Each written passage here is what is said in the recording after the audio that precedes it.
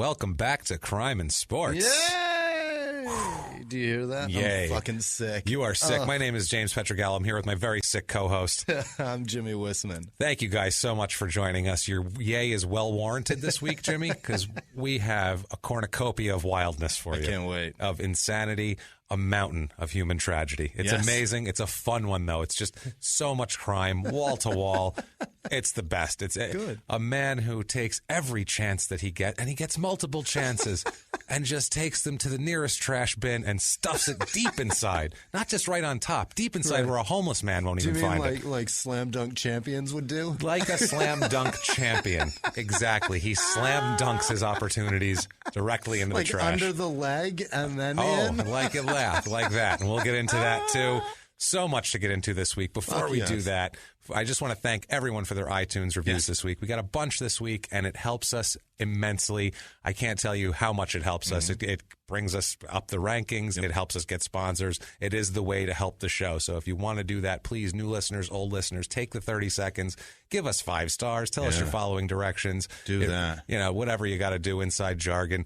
Let us know you're listening, and let us know you love the show, and let everyone else know. So then they'll listen, and then they'll help everybody. Threaten me with physical harm in an iTunes review. I love that. Someone said, I want to kick Jimmie in the nuts. I felt influential at that point. I felt like an influential person at that point. I read that, and I was I'm inciting violence. That's influence. I read it, and I was like, he spelled it with a Y, though. I think he means you. Yeah, he meant you. He means you, but he doesn't know. But he doesn't know. Right. Hope you guys enjoyed our holiday spectacular last week, our Christmas special. Joe's son, pretty much the most repulsive person we've covered. And he's in the group. Yeah. Anyway, he's the Mount Rushmore of repulsive. Zero redeemable qualities it's about him, the man. It's Tom Paine, it's Dave Meggett, it's those guys. We have a certain class. You can rob and you can steal. You can even kill. But when you start forcing yourself on people in horrible ways, that's when we're like, okay, enough of you. And a gun. Using a weapon. The whole thing. It was not very Christmasly. No. We'll put it that way. No. It was the holiday spirit was not in him, I would say. There was no Noel in that. No. He was the Grinch who stole lives. That is the best title I could come up with, and I think it's apt for that. So go back and listen to that if you haven't heard it. It's wild. But this week, good God, Jimmie, we have to get into it quickly because it is nuts. There's just so much of it. It's a great long story. It's just, there's so much. He's such a crazy bastard, this guy.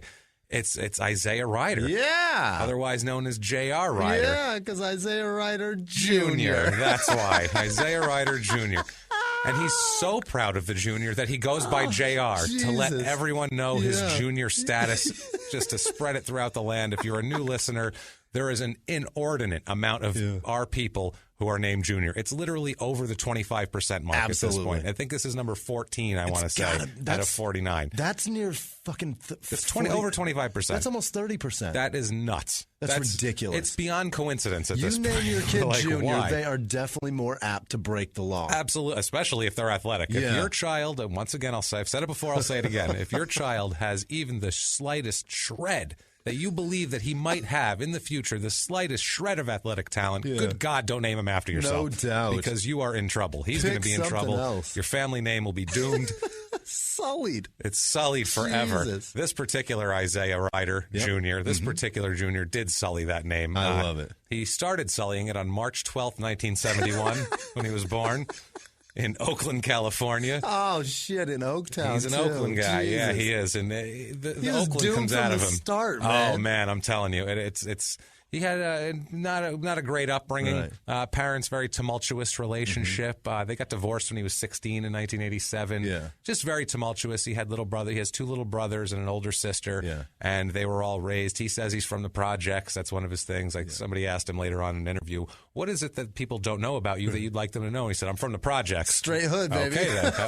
That's the one thing you want. Okay. If you don't and you're overseas, Oakland is in the Bay Area. It's California. Across the bridge from San Francisco, which the nice area is San Francisco. Yes. And that once you cross that bridge, that is the shitty area of town. It is Oakland fucked up. Is, let's call it blue collar. It's a little rugged there. It's like they can afford one. It's like a shithole. It's where the Hells Angels started, and it's between that and then the minority part. It's just the whole thing is a mess. It's white trash and everything you can imagine swirled into one place. Just Raider fans as far as the eye can see, like the epitome of Raider fans. It's a rough place. It's actually, I kind of like Oakland, actually. It's got a cool vibe. I've been there before. before. I kind of like it. I kind of like a city like that, a little rough and tumble vibe to it, and not one like some Midwestern city like that that's just a rusty, burnt out mess, husk of a city. I like one that's a thriving shithole.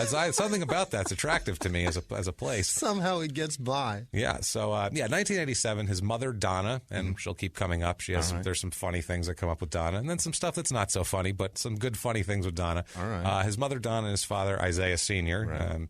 No doubt named after the Bible. I'm sure it was biblical. I'm sure it's biblical. Yeah, I sense biblical naming in this type of thing. He's a great athlete, Isaiah. He's 6'5". He's 215. Was he that big? Yeah, 6'5". He looks smaller in the NBA, and he looks shorter than he was because he's like a kind of a Charles Barkley type, not quite as wide, but he's stocky. Yeah, and short neck, stocky guy. So next in the NBA, he didn't look 6'5" because he didn't look tall because he wasn't lanky like a lot of the other guys. He's 6 or 6'1". Yeah, no, he's 6'5". He was still a shooting guard, right? He was still a shooting guard, number 2 guy, good 3-point shooter, hell of a slash to the basket, and could finish like nobody's business. Nobody's business. Yeah, he was a beast. He goes to Ensenal High School, which is outside of Oakland. Yeah. That's a prep school, I guess. He was a big star there, highly recruited. Didn't graduate, though. Surprise. Are we shocked, guys? No graduation. He got a GED in lieu of graduating, so he could go to community college, even though he was highly sought after for his basketball. He went to community college first? Well, he had to. He's like a lot of our guys. Remember Tom Payne had to do this, get their grades up. Right. They needed to have a certain level of grades to pass the entrance exams and to get in and to have a certain level. Yeah. And he didn't have it. So, and we have an in their own words on why he didn't have it. This is about school. Yeah. This is an early in their own words, cracking right into it. In their own words, quote, "I liked school, but I was lazy in school. I procrastinated. When I put my mind to it, I did very well. My sister, my little brother, they were just the opposite." No shit. And we'll find that out later, that they are both his siblings have their shit together. And a lot of it's because of him also. Really? Yeah, we'll see. Was he the oldest? He was, I believe, the second. I believe his sister was older than him, and then he had 2 little brothers also. He's sought after by the Division I schools, but couldn't get it. And I'm thinking none of the grades for any of them. Yeah. Not even Cincinnati. Nothing. Not even Cincinnati. They'll take anybody. Yeah. All you need is a criminal record. Kenyon Martin, all those guys. All you need is a criminal record, and you're in Cincinnati. Shitbags go to Cincinnati. Yeah, you're in the tournament that year. Don't worry about it. Unbelievable. So he plays his freshman year at Allen County Community College in Iola, Kansas. Sounds great. Wow. Iola. I don't even know where the fuck that is. And he's an Oakland guy coming from the Bay Area of California, and he's going to go to Kansas. He's going to go to Kansas. What is it? Aioli? Iola. I-O-L-A, Kansas. Iola, Kansas. Doesn't sound great. He averages 30 points a game when he's there. Well, he's playing against community college talent, so that's what... He also runs across some trouble right away. Really? Right away. We're getting college and fucking he's not even college. He's in community. He's not even in college yet. In 1990, while at Allen Community College here in Iola, he's arrested for misdemeanor theft and battery following a fight. Apparently, there was some kind of Allen Iverson-type melee, and he was arrested in there. For theft? The theft charges are eventually dismissed. Okay. He pleads no contest to battery charges, and he's given 6 months probation and a $201 fine. Wow. Throw that one in there. Very specific, yeah. That's like a fee on top of this, on top of that, and you end up with $201. Right. Very some specific. Tax in there or some shit. shit. A little tax maybe. You never know. Pay the VIG. I'm telling you, man. If you look at the guy, though, look at our Instagram, look at any of our social media, take a look at him. There's plenty. He looks like a guy that sucks his bottom lip in just on a whim. He can't wait to punch somebody. Oh, he's very quick to fly off the handle, as we'll see. He looks like it. On the court, off the court, and mostly off the court. Because it's funny because he had a very interesting, colorful career, but we got to buzz through it because there's so much goddamn crime, Jimmy. There's just so much. All right. He transfers out of Allen Community College that year. He couldn't stand Kansas anymore, apparently. Plays his sophomore year, stepping up to junior college now. Really? Yes, at Antelope Valley College in Lancaster, California. Son of a bitch. I knew none of this. No, this was to get his grades up. Yeah. Here he averages 33 points a game. All right. So he's a beast. Yeah. I mean, there's no doubt about it. He's going to go to a Division I school now.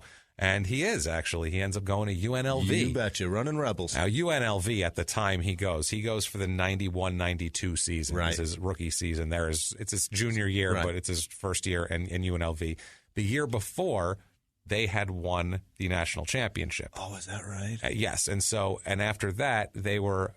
I'm sorry, 2 years before that they won the national championship. Then they lost to Duke, I believe. Oh, yes, they've lost to Duke. So they were in the tournament pretty deep, right. Except for the year. His first year, and they were Jerry Tarkanian is the coach. Jerry, if you don't know him, he's a character of epic proportions, college coach forever, known for violations. Right. He is the silver-haired middle-aged white man. As it gets. Yeah. His player, his player could be standing on top of a corpse with a bloody knife in his hand, and he'd go, "Let's hear his side of the story.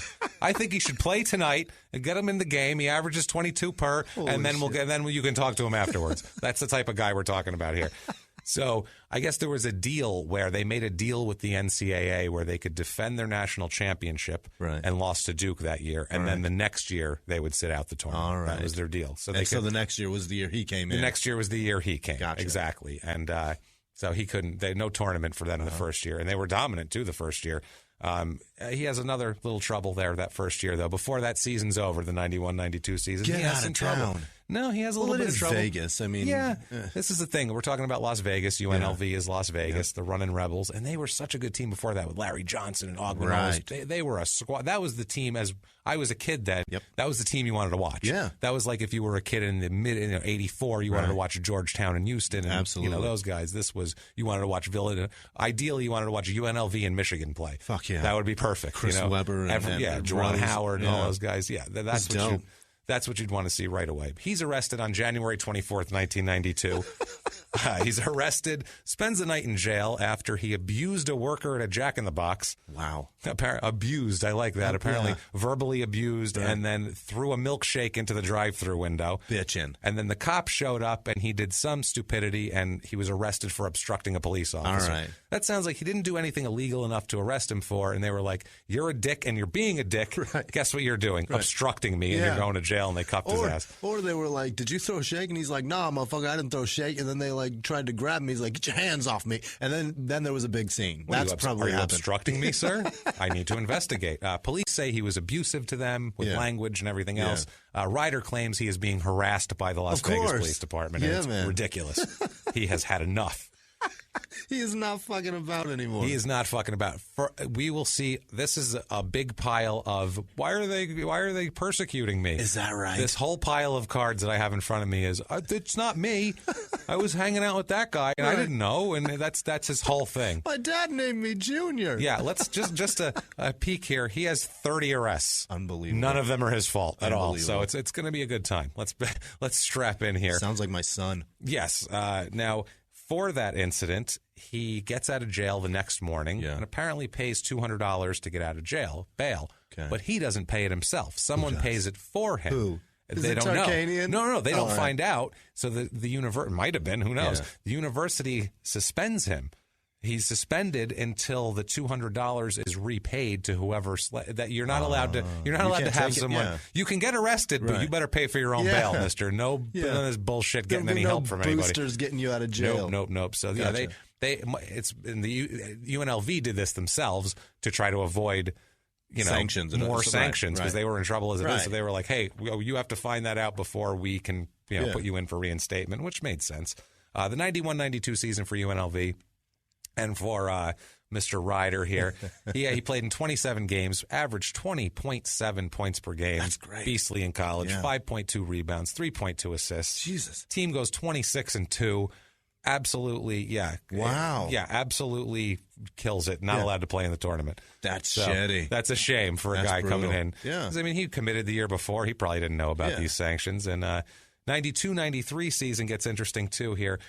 28 games he plays. This is when he really lights it up on the court. 29.1 points per game. Fuck. That is ripping it. 8.9 rebounds. Yeah. So he's just dominating. Yeah. I mean, he's going in quick high in the draft here. 2.5 assists. And he can dunk like a motherfucker. Oh, he's got ups. Yeah, he's got some serious hopping ability. The team is 21-8. No, they don't make the tournament, or they're not allowed to either. No tour. Oh no, they are allowed to, but they're not allowed to play on TV like in the regular season. What the fuck? It's the thing to fuck you in recruiting. Yeah, you're not allowed to be on TV because then the kids don't see you and they don't want to play for you. So it's how you can screw people here. It doesn't matter because Isaiah is a consensus All-American, Big West Player of the Year, which was the conference at that time, the Big West. Under new coach Raleigh Massimino, who we all remember from the Big East in the 80s. I hate that you say we all remember, and then I'm sitting here like a dog that just heard a sharp noise. Do I? He's a recycled old coach who was like one of these old-timey basketball guys, and they brought him in, and he was a complete tire fire. His name was Raleigh? Raleigh Massimino, and they shit-can him the next year. He's gone. Don't fucking go with Raleigh. Give me any clues what he looks like. I'm picturing that fucking mustache and Raleigh fingers. No, he's a little guinea. He's just a little gin guy. Right. And if you're a new listener, I can say that all I want because my last name is so fucking long and it ends with so many goddamn vowels that you can't spell it. So eat shit. They do not make the 1993 NCAA tournament, which is the main tournament that you guys hear with the big bracket. Right. And if you're not a sports fan, a big bracket, and you pick, and even your grandmother fills out a bracket. Everybody does. Well, this is the NIT tournament. This is the other bracket that nobody gives a shit about. All right. Because the tournament now is the top 66 teams, two teams playing. It's top 64. This is 64 through 128, basically. This is the next 65 teams or 64 teams. So this isn't the top level of tournament here. Right. It doesn't matter because he's banned from playing in it because he is busted for having somebody write an English paper for him. Oh, shit. By the school. Oh, my God. Yeah, he's like, I've done my part. Yeah. I don't care. I'm going to the NBA next year. He had his tutor write most of his paper. They found out. Hey, pretty girl, write this. Exactly. Hey, why is this written in calligraphy, JR? Wow, this is really flowery language for you. That's interesting. Why are all the I's dotted with hearts, JR? Strange. It's very, very strange. Big fat L's, big loopy fat L's. Doesn't seem like your handwriting. Really loopy cursive you got here. It's very odd. Looks like a young girl's. It looks like a young lady, but I don't know. So June. Why does it say Mrs. J.R. Ryder in the corner? What's up with that little hearts around it? It says Carrie plus J.R. Did we both fucking pick Carrie? Wow, we've been spending way too much time. J.R. That's hysterical. You have just seen the culmination of us spending way too much time together and doing way too many shows together because we just picked. We both pictured a cute little blonde cheerleader named Carrie. There's what? 3 billion women on the planet, 2 billion women's names. We just go, Carrie, pick that out of our ass. Okay. Wow. That was creepy. That was creepy, man. So June 30th, 1993 is the NBA draft. All right. That year, the 93 NBA draft. This was a big one, too. This was a very interesting draft. I remember this very clearly as a kid. Was Harold Miner in this one? No, this was not the Harold Miner. This, I believe he was 91. Who went number one? This was Chris Webber going number one. Oh, shit, it was that to one. Orlando. Yeah. And then Penny Hardaway getting picked number 3 by Golden State, and then they swapped. Flip-flopped. Exactly. That's right. The Stormin' Mormon Shawn Bradley, number 2 overall. Jamal Mashburn of Dallas, number 4. And then J.R. Ryder, number 5 by the Minnesota Timberwolves. I love this so much. This era is great of basketball. This is a fantastic era. This was an era of basketball. If you're a basketball fan, if you're an older school basketball fan or more of a new school, or if you're not a fan at all, it's easy to explain. Now, this was a time when these guys were tough. Fuck yeah. These guys. There were fights. This was like tough playground. Yeah. You would be scared to go, in the paint against these guys. These were guys that were men. Yeah. They were tough. Yeah. It's not like now. No. Like now the Draymond Green is considered like the He looks like and he's kicking people in the sack. What like a fucking hipster. Yeah. He looks like a hipster.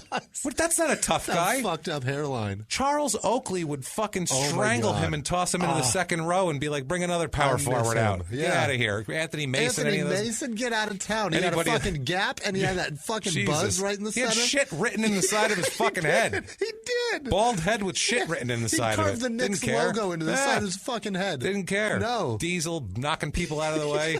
That was tough man basketball. That's fucking basketball. It's not like now. So and there was athleticism too. It wasn't like they were just banging around. You had like Isaiah Ryder, who was insanely athletic. Right. Now you got guys fucking drawing up planned plays, dropping half-court three-pointers. Yeah. That's not a fucking basketball game. That's bullshit. Yeah, but back in the day, they would have just said, when that guy goes up for a three-pointer, you knock him on his ass so fucking hard. Forearm shiver into his fucking throat. He's not going to do that Send again. him a message that's not going to fucking be tolerated. We're not going to allow here. that shit. Tell him to dish it off to Shawn Bradley's lanky ass and try to bring it in the paint. That's basketball. No. Now we have Draymond Green looking like he wears a beanie and sips fucking $7 a cup coffee. Well, he's kicking dudes in the sack. While playing Words with Friends. What a That's not a fucking pussy. NBA player. For real. Later on in that draft, I always like to do what you could have had here. Later on, you could have had Vin Baker at number 8. Oh, that guy was the Milwaukee great. Buck, who was really good. Allen Houston, the longtime Nick and everybody else. Clutch three-point shooter. Clutch shooter there at number 11. And then Sam Cassell, who's one of the best clutch players. He's on every, if you need a championship, you go get Sam Cassell on your team and you get one. That's a memorable guy because he's ugly as fuck. Oh, God, he looks like a frog exploded. That's what his head looks like an exploded frog. Oh, Jesus, that Just hurt. like if someone stuck a firecracker up a frog's ass and you had a moment before it explodes. Yeah, you had a super slow-mo film that could slow it down to as it's exploding, but before he's disintegrated, that'd be what his face would look like it's just about to pop out. His eyes bugging out of his head. And undrafted, he could have got Bruce Bowen, the defensive wonder for the Spurs there, who's a complete pain in the ass for a long time. At the draft, this is when you start to see some personality come out. There's a lot of it, but at the draft, he's interviewed by Craig Sager, of all people. Rest in peace, Craig Sager, who died a couple weeks ago or last week. Now, first of all, in this interview, he makes a guarantee. They ask him about the dunk contest. Like, are you going to enter the dunk contest? A rookie won it last year, and he just said, "I'll tell you, if I enter the dunk contest, I'm winning the dunk contest." He said, "I'm winning the dunk contest." So we'll see how that prediction pans out. But Babe Ruth called his shot. He did. Babe Ruth called the day, and he said it like, "That's not even like, let's not even discuss that." What? Like, it was like, "Nah, that's Craig, how dare you?" Yeah, I'm going to win that if I'm Get out of here it. with that stupid fucking suit, Craig. Depends if I have time for it. We'll see. Yeah, go change your clothes. See if I stop punching people and throwing milkshakes at the Jack in the Box drive-thru. And that's what Craig Sager asks him. Yeah. And Craig, it's funny too because it's a very pointed question. If you know when these guys get drafted, they're like, "So you did this, and how's your mom?" And it's very like upbeat because it's the NBA. They want these guys to look, like upstanding young men. Craig Sager's like, "So you've had a lot of problems, and you got Craig. He's like, you gotten suspended from school and you weren't allowed to play in games and you gotten arrested. Like, what's going on? Like, that's literally what he said. What's the deal, man? That's the reason everybody loved Craig Sager, because he was the shit, man. He didn't care. He's just like, look at me in my dopey fucking suit. Now, I'm going to ask you about that time that you punched that drive-through guy. Let's get into that. Was it the strawberry milkshake? I really want to know. But he really, the way he pointed it was really, J.R. Ryder would have looked like a complete asshole if he answered it anyway, but perfectly straight up. Because he was just like, what's up with that, man? Yeah. Like, how come? Yeah. What's going on? How come? You a good guy or what? Like, he was just really okay about it. And his answer, Isaiah's answer here, I'm going to keep calling him Isaiah and J.R., same fucking guy. Yeah. Ryder. Yeah. Ryder's answer here, in their own words on this, is awesome. In their own words, quote, 2 things I've learned. I've learned to deal with people's characteristics, nastiness. I've learned to also overcome my mistakes personally, and putting it together, I'm becoming a young man and I'm learning as I go. I'm 22 and everything is going good. I'm nasty on the court. Other than that, I'm a perfect man in society. I'm looking forward to what's in front of me. Fuck yes. Wow. I'm a perfect man. I'm a perfect man in society. Let's wait till you see how perfect he is. Unbelievable. He's already done more to fuck up than I've ever done, and and I'm a lot older. Right, in 35 years, I haven't been arrested that much. No, not for that stupidity too. And so he's completely. And I'm becoming a young man. You're 22 years old and you're college. You just got done with college. Right. You're a young man, I think. It's safe to say at that point. You should be an adult by now. Yeah, I would say. You can make adult decisions. Rookie year on the court for the Timberwolves. Yeah, he did great that year. Great year. Yeah. 16.6 points a game, 79 games played, 4 rebounds per game, 2.7 assists. Yeah. Makes the all-rookie team. Wow. If he wasn't a rookie, he might have made the all-star team that year. Yeah. And even better for him, makes $2 million that year. Good grief. So things have changed for young year Isaiah Ryder. $2 million. Oh, yeah. That's dope. Things have changed for Isaiah Ryder. Absolutely. You're not, in the projects anymore in Oakland. This is different. 1994 Slam Dunk Contest. Yes. The NBA All-Star Weekend, they have a 3-point shooting contest. They have a slam dunk contest. They have a rookie game. And then they have the All-Star game, which is regular. Yeah. Slam dunk contest here. And by the way, that slam dunk championship was the most fun thing to watch. That was the only thing people cared about. It didn't matter about the All-Star game. You watched the dunk contest. So much fun. It was so much. It's not like now where they have it. Now it's not the guy's fault now. Right. There's just been so many dunks done. You have to bring in props and shit now. Back then you didn't have to bring a car in. Right. And you didn't have to jump over the mascot on a fucking Segway. It's so stupid. Yeah, it was ridiculous. But he wins. Isaiah Ryder wins the slam dunk contest in remarkable fashion with the most outrageous dunk ever done at that time. At that time, which now it looks pretty pedestrian. Right. When you watch it now, you're like, yeah, that's a nice dunk for a guy at 6'5", too. Right. He comes up from the right side, goes through his legs on the baseline, through his legs, and kind of dunks it from the other side of the rim. hangs in the air. It's a great dunk. It's I ridiculous. mean, now it wouldn't even get you to the next round. No. But back then, I remember get a 4 for that. Charles Barkley at the time said that might have been the greatest dunk I've ever seen. Right. We'll put it that way. Yeah. So, I mean, it was a different time. It was ridiculous. But in the air went under his leg. Not like under his leg and then jumped. No, he jumped in the air, pulled his legs up to his chest. Yeah, it was. Threw the ball underneath, reaped under the fucking basket, and it was thunder, with authority. Thunder. It was the vertical leap on this guy was off the charts. It really was. It was crazy. Impressive. It was really impressive. He called that dunk the quote East Bay Funk Dunk. Holy shit! So you had to give it a stupid nickname in '94. East Bay, fucking Oakland. East Bay Funk Dunk. Yeah, that's just, and the word funk was omnipresent in the early '90s. Yeah, it was not great. Oh, on Shaq's CD there was a song about funk too. Oh, yeah. Everybody in the NBA loved the word funk. I'm bringing the funk on a nasty dunk or some shit. He loves the word funk, and he loves it in rap music because we're going to get to that by the end of the season right here. I love it. Oh, it gets silly now. It's going to get insane. March 12th, 1994. Yep. Okay. Ryder is supposed to sign autographs for a promotional event. Uh-oh. It's at the America Live Sports Bar at the Mall of America in Minneapolis. Oh, boy. Which, if you're not from here, is like the hugest mall in America. Yeah. It's enormous. I think it's the biggest one in the world. It might be. It's ridiculous. It's a definite just a shining beacon of American gluttony and ridiculousness. It's capitalism, fucking with a gold sheen on it. It's capitalism not wearing a condom. Right. Raw dog right in that ass. That's what it is. Sorry, I don't have one. Right. I'm sticking it in anyway. That's the kind of capitalism. There's a fucking 4,000 square foot hot topic there. It's ridiculous. So he's supposed to sign autographs. Yeah. It's a big promotional event, and he's the hot shit rookie. Just won the dunk contest. Yeah. People want to see him. Probably. He tells the promoter that it's his birthday, and he doesn't show up. So that's a problem. That's an issue. He shows up later in the night, though, and he speaks with the general manager, a woman named Kimberly Rakos. And she told him that there's children have been there lined up waiting for him all night to sign autographs. Yeah. And things got a little lippy. And she might have overplayed her hand a little bit. She's a general fucking manager of a sports bar in the Mall of America. She overplayed her hand a bit. You know what I mean? She probably could have been a little more polite. I'm sure she was a bit like, because she even said she was like scolding him. You listen. She was bluffing him. Here, and you weren't here, trying to guilt him. Right. I don't know what it is, but maybe too, because he's like 22 and she was like 35 at the time. Maybe she's trying to young man him. Right. You know what I mean? Listen, young man, one of those type deals, which is fair also. Yeah. Now, a guy normally would just be like, I know, I'm sorry. Let's get the kids. I'll sign the autographs. Not J.R. Ryder. Not J.R. Ryder. And this woman also, she just came back to work off maternity leave also. Oh, God. So she's a new mom. So pissy.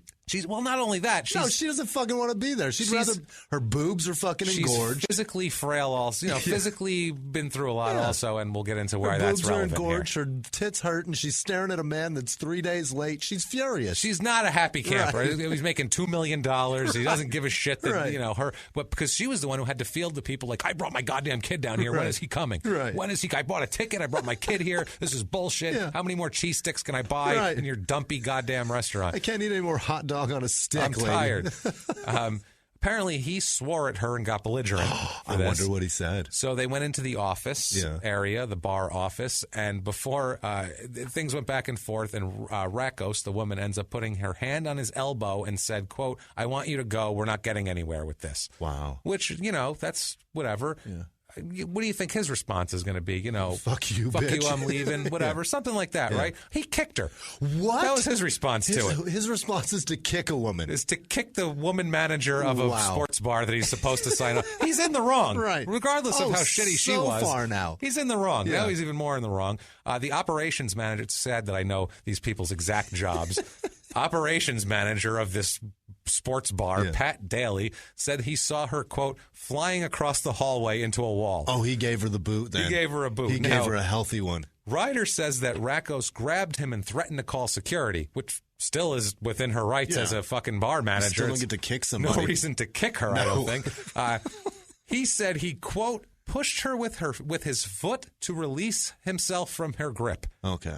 Or kicking, as it's known on Earth. When you push someone with your foot, that's called kicking. Yes. Last time I checked, it's even worse when it's a new, a woman who just had a child. Right. That just makes it worse. She's probably 5'8", and you're 6'5". 6'5", stocky, in the prime of your athletic prowess, and just throwing down between the leg dunks at will, just like rah. Those legs are what lift you above the goddamn rim. She's got sore boobs and a new kid. Like she's She probably slept an hour and a half last night. She's just got staples in her stomach. Jesus, this is a mess. I got to deal with this asshole now.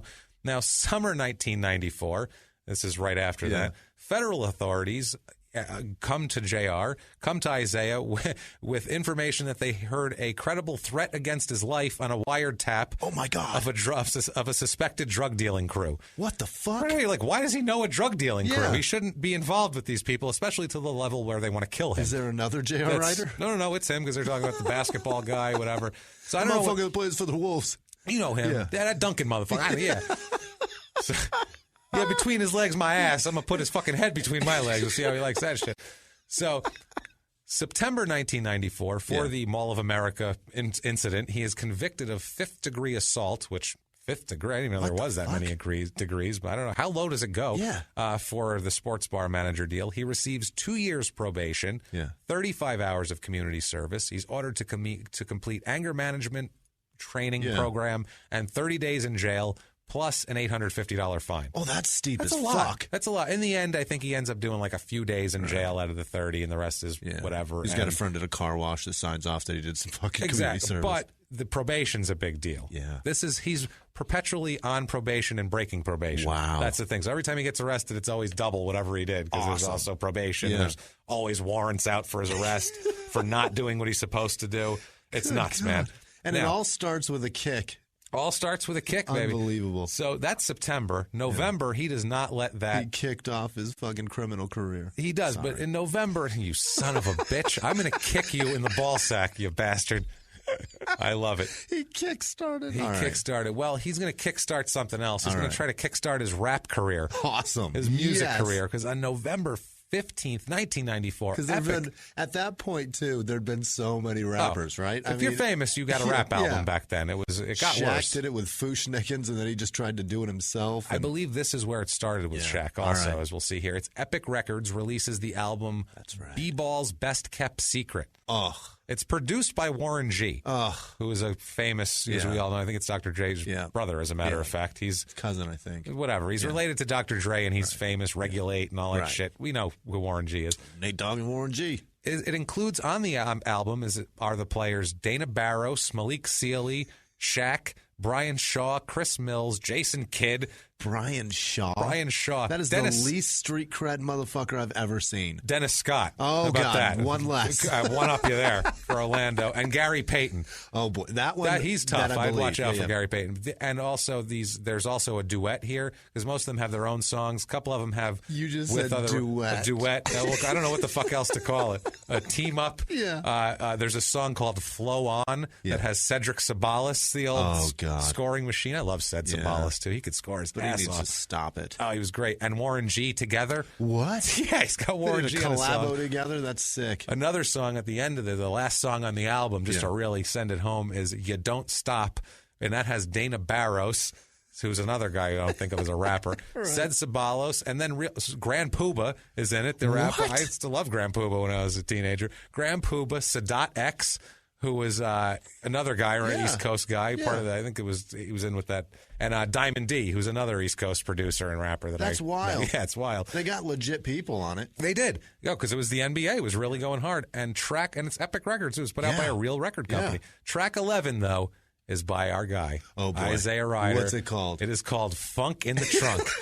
You can't get away from the funk. I found it on the internet. I found it online. It's fucking terrible. Awesome. The music sounds like typical mid-90s West Coast rap. All right. It's produced like a well. Whistle. Yeah, it's not that. It's the next level where it's a little harder, where they were trying to sort of match East Coast energy. But it's bullshit. It's terrible. I mean, he's a terrible rapper. He sounds, in the first 5 words, you're like, this guy's not a rapper. Like a layman could just be like that. Who's this guy? Right. Where'd they just karaoke? What's going on here? Stick to dunking, bro. Exactly. So he gets back on the court for 94-95, still with the Timberwolves. Yep. 94-95, plays in 75 games, has 20.4 points per game, 3.3 rebounds, 3.3 assists. Wow. Solid-ass season. It's what you want out of this guy. He's only out for 7 games? That's it. That's dope. Not bad. $2.5 million per year that year. Makes $2.5 million, so can't go wrong there. Killing it. January of 95, though, Kimberly Rakos, the bar manager, the kicked mother there, files a suit against Ryder, saying she faces disabling injuries, limited future earnings, and humiliation. Oh, shit. So she's trying to get paid here. Yeah. And she's going to, as we'll see. Of course. Now, at this point, too, he has no problem paying. This is one thing about Ryder I will say about him. He's extremely generous. Really? Excessively generous. Really? If he wasn't such a fucking disaster, he'd be a great guy. If he didn't do everything else on earth possibly that he could possibly do wrong, he'd be terrific as a guy. Very generous. He pays for his sister to go to Northwestern, which is a very good and very expensive school. Oh, my God. And graduate with a master's degree. Wow. So he paid for a shitload of school. Does That's he expensive. know that money runs out? I think he does, but at this point, he was a rookie, man. Wow. He's like, I got $2 million. And to him, he said, like, when he came up, he's like, man, I came up poor. $2 million lasts me forever. Like, that was his thing. Won't. No, it won't, as we'll see later. But yeah, so his sister, takes care of her. She graduates, so she's really smart. Obviously, you can't graduate from Northwestern unless you're pretty bright. Yeah. Also financially supported his 2 little brothers at this time. My God, he's a sweetheart. He's a sweetheart when he's not being a fucking idiot. I can't believe I just called a guy that kicked a lady that just had a baby. Well, called him a sweetheart. Here's another sweetheart thing that he does here. In 1995, a reporter asks him about missing a team flight because he's always. Here's one thing. We don't have time to get into all the lates and suspended for 3 games and late to a meeting and, didn't go to practice. Yeah. We don't. That could be the whole episode. That's how much fuckery during his career. So I'm going to hit the major ones here. Why didn't they talk about this? It's in the papers. I didn't know any of this. Well, we weren't paying attention. I was such a fan. I loved him. I didn't even think about it. I'd be like, he missed practice, so what? He can dunk like that. That's what I would have thought at 16. I wouldn't have cared. Who gives a shit? Yeah, who cares? See him dunk and go right through the legs. Do that under the legs in a fucking game. Give me the funk dunk, man. Come on. So, 95, a reporter asks him about missing a team flight, and he, without any hesitation, looks at this reporter and says, quote, I know people who can take you out. Hilarious. That's his response. Wow. So he goes from, I'm going to pay for all this, to, I'm going to kill a reporter. I'm going to threaten your life on camera. This is not the only person in basketball whose life he threatens. He threatens another guy. He has something in common with Jason Williams as far as threats go, which is pretty funny. Wow. We'll get into that, Jason Williams, episode 4. Yes. So August 30th, 1995, Ryder begins a 4-day jail sentence for a probation violation. Jesus. Remember those anger management classes he was sentenced to take for kicking the bar manager? Fuck those. He doesn't take those. He never does anything. To this day, never does anything the court tells him to do, ever. He makes you feel like when the judge tells him what to do, he just looks at him and goes, nope. That's what he does. Okay, fine. And he's not going to do it. He's just not. He doesn't like that. He's not real dependable. Yeah. Kevin McHale, the GM of the Timberwolves, says later, he describes him as he's like a friend that you like a lot, but he's supposed to give you a ride every day, and he always shows up late. So after a while, you still want him to be your friend, but you're not going to ask him for a ride anymore. Yeah. That's the way he looks at him. You get and that Uber. Makes perfect sense. Absolutely. It really does. March 11th, 1996. This is where Donna, his mother, comes in. March 11th, 1996. Isaiah is ejected from a game against Utah.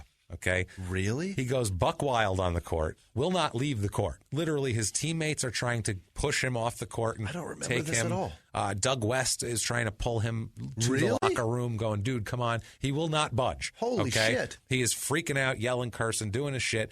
And then his mother, who is sitting courtside across the court, gets up and begins walking toward him from across the court, and he stopped his yelling, turned around, and walked in the locker room. That's the fucking best story I've ever heard. Because he didn't want to be embarrassed on television. Oh, he's already embarrassed. But if his mother came out and went up to him and started yelling at him, he's like, come on, Mom. That's going to look terrible. She pulls his pants down and spanks him at half court. Second, he saw her coming, he just stopped and made a run for it. He's like, never mind. Fuck that. Which I think is hilarious. So Donna had some power. Donna had a little power. That's so great. April 27th, 1996, the lawsuit for Kimberly Rakos is settled. It's called, quote, well into the 6 figures. Wow. So he paid her a good chunk of money. Rakos' attorney, Keith Johnson, said he was very happy with the settlement. She was very happy with the settlement. Ryder's lawyer, a very silver-haired middle-aged white man named Chris Muddell, said, quote, it's settled and he's pleased to move on with his life. He's a gentleman. I never found J.R. Ryder to be anything but a total gentleman. Except when he's kicking women who are trying to do their fucking jobs. Right. So, especially, too, think about it. This lady's like, it's like 10:30 at night, and she's managing a sports bar. Right. She's exhausted, and she knows she's got to go home and tend to a newborn and all this shit, and she's got this guy breaking her balls. She's like, you know what? Fuck you, dude. Right. I don't want to listen to your shit anymore. My newborn is less fucking stressful than you are. Get out of here, you spoiled shit. She's probably got money problems. She's probably making, $28,000 a year doing this. She's probably got money problems. She's like, this asshole's making $2 million a year. He can't show up to sign autographs. Fuck this guy. He's going to fucking kick me? He's going to mouth off to me and kick me against a wall. On the court, he's fine. I'm just picturing that whole event happening and his excuse kills me. She touched his elbow, so he said, I used my foot to... Why wouldn't you just take her hand off with your other hand or yank your elbow away? A plethora of any other thing you could do but kick her in the back. As like a 19-year-old server, though, do you ever respect that woman's authority ever again? I mean, maybe you're like, damn, she's willing to fight Isaiah Ryder. Right, she's doubt. badass. Maybe she'll take me down. Maybe she just earns your respect forever. Maybe. I don't know. I don't know. I'm just like, look, maybe I just kick her next time she tells me my fucking drawer is short. Then again, you'll have to pay well into the six figures if you do. She doesn't take any shit. That's a good point. So in 1995-96 season, he plays in 75 games, 19.6 points a game, 4.1 rebounds, 2.8 assists. Still killing it. Keeping it together on the court. Not bad at all. And off the court, making $3 million. So off the court? Well, no, on the court. Oh, okay. I got you. Paycheck. Yeah. It's his, you know what I mean. His mortgage is paid. His mortgage is paid at this point. Well, it won't be for long. Let's see here. Foreshadowing. Early June 1996, Ryder is detained and questioned and held for a couple days about a rape charge. What? This isn't great. It turns out in the end, there's not a lot of details on this because he's not charged with any crime in the end. Okay. But he's held and questioned and not let go for a couple of days on a rape charge, which I've never had happen to me. No. So I'm assuming he did something wrong. I'm not sure. Especially from his nearby history. Yeah. He was in the area. Something went down here. So late June 96. If it was a Google map and there was a rape happening, it would say J.R. Ryder is nearby. He's nearby. Yeah, you could find him. His little guy is right there. So late June 96, a trade is being worked out to send Ryder from Minnesota to Portland, to the Trailblazers. Okay. So this is in the works. They're trying to figure out exactly what they're going to do. It's basically trying to work out the details of this trade. Now, what year was this, 96? This is 1996, late June of 96. Trying to think of who was there, because Duckworth was long gone. That was Sabonis, and Stoudemire was about to come in, Rasheed Wallace. There you go. This was the team they called the Jailblazers. That's right. That's instead of the They were Trailblazers. gangster as shit. They were all getting arrested constantly, mainly for weed and other things, but a lot of weed. Cliff Robinson was there? Yes, he was. Another weed guy. Yeah. Famously. No doubt. On June 28th, 1996, Ryder is arrested for possession of marijuana. Yep. This was the incident where he was arrested for smoking it out of a soda can. Hilarious. Which, as every 16-year-old kid said, they're like, well, you're like, what the? Makes $3 million a year. He doesn't have a goddamn pipe. That's one step What's wrong above with an you? apple. Get some papers. That's worse than an apple. That is way worse than an apple. You might be right. Fuck yeah. If you had an apple, you'd throw the can away. You'd be like, let's just core out this apple and do this because this can is shitty. Yeah, and I can taste the aluminum. I can taste the aluminum and the remnants of fucking Welch's grape soda in there. I don't want this shit. This is terrible, man. So he's also arrested for possessing a cell phone, which is illegally altered not only to make free calls, but it actually charges the calls to someone else's bill. Oh, shit. That's how shitty this is. That's like some fucking mobster stuff. He makes $3 million a year, yet he has a cell phone that is charged to someone else's bill. Some banker in Minnesota. Who knows who the hell he's charging. That's crazy. He also has 4 stolen cell phones with him. Worth a total. Why? Worth a total of $400, which is funny because now they'd be worth it's like $3,000 worth of cell phones. But then $400 because they're shitty plastic. Nothing. They had no technology in them, basically. They had the same technology as in a Sega Genesis cartridge. They were terrible. Nothing. So, yeah, he's arrested for that. This I remember this being a famous thing back in the day because of the soda can. And everyone was like, soda can? What the fuck? Get a blunt. What's wrong with you? No doubt. So, July 19th, 1996, gets interesting again. Ryder is arrested in a, quote, high narcotics area of Oakland, California. He's home for the summer like he's a fucking idiot. Yeah.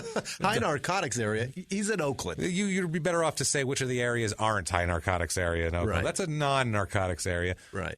He is charged with misdemeanor gambling in public. misdemeanor. What Gambling is that? in public. Okay, well, I'll playing explain. dominoes in an alley or something? Sort of, yeah. Some Police received complaints about a group of people gambling on a street corner.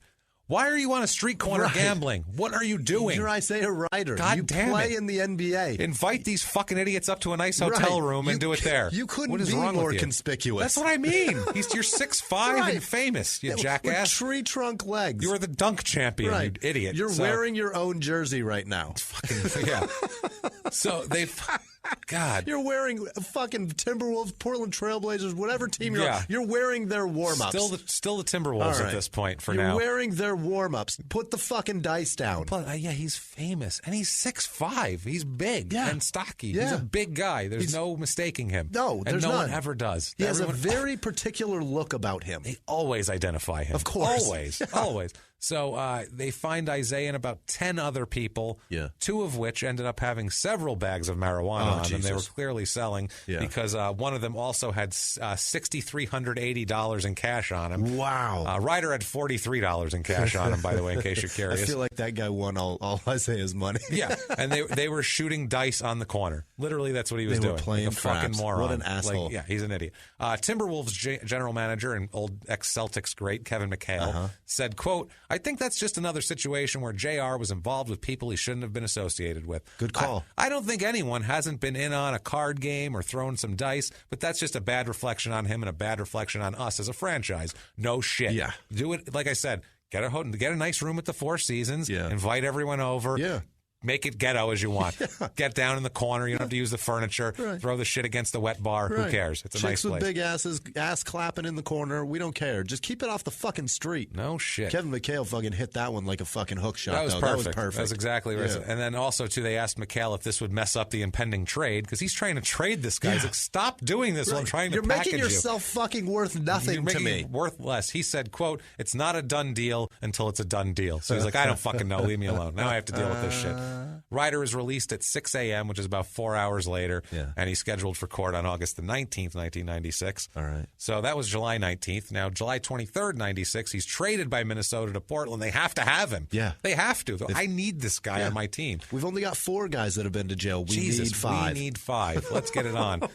They trade him for Bill Curley, who's a career 2.7 point per game guy. I was just going to say I've never heard of him. Nobody bounced around, little Europe. Bench guy. James Robinson, who had an 8-year career, but he averaged 7.6 points a game. Okay. Bench guy, nobody. And a 1997 first-round pick. All right. That's what he's worth. 2 nobodies and a pick. That's terrible. It might have been worth more before that. Who knows? 96-97 for Portland has a good year, 16.1 points a game, plays in 76 games, 4 rebounds, 2.6 assists. Makes $3.6 million, too. So good year personally, too. He for almost him. doubled his salary.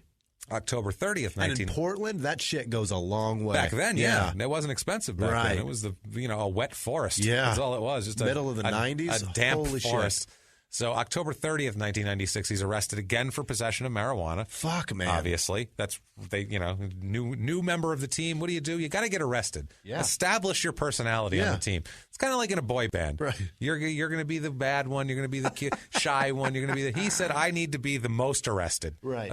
I got competition on this team. I really need to step my game up. March 9th, 1997, police announced that Ryder is under investigation for an incident at the air charter company that serves the Trailblazers. Oh, my God. He's making a fool of himself where his team flies the plane. Like, what are you doing? What the fuck? He missed a 10:30 p.m. flight to Phoenix, which how do you miss a 10:30 p.m. flight? Can't blame traffic for that one. No. And begins to get abusive with the Flightcraft employees. Flightcraft is the company. You missed the flight, and you're abusive with them. So then he asked for another flight, and they told him to go fuck himself. I don't blame him. They said they refused, so he swore and spit at an employee and broke his cell phone. Broke the man's cell phone. What's with him and fucking cell phones? He took his phone and broke it. Oh, yeah, I can't get a flight? Right. Take that, you nobody. So what a jerk. A flight's like a movie. You don't fucking show up 10 minutes late and be like, are we going now? And no, demand it's fucking started. No, it's scheduled. Right. It's already gone. And all the other people were there, that obviously. Shit's in the air, man. Everybody else was there. It didn't say J.R. Ryder and another teammate did this. He's the only one that was late. Idiot. Everyone else got there.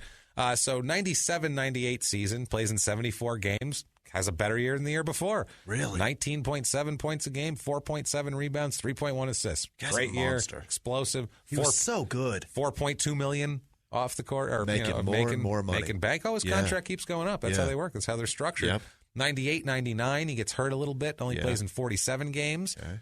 13.9 points a game, 4.2 rebounds, 2.2 assists. Not too shabby. Right. Portland is good that year, though. They go all the way to the Western Conference Finals and lose to San Antonio, who ends up beating the Knicks in the finals. They won the championship. He makes $4.8 million that year. Badass. So he's and he got bonuses, too, going through the playoffs I'm sure. that. Now, August 2nd, 1999, he is traded by Portland. They've had enough of this shit what year from is this this? guy, 99, August 2nd. He's traded with Jim Jackson. Who we all remember Jim Jackson played for 12 teams. Yeah. 12. That's fucking crazy. He played for more than a third of the teams in the league. Like, that's not his jersey room in his house. He needs a bigger room. He's like, the walls aren't big enough for all my framed stupid jerseys. 12. He's traded with Jim Jackson to Atlanta for Ed Gray and Steve Smith. Steve Smith, also a great player, who was on one of the Olympic teams. Yep.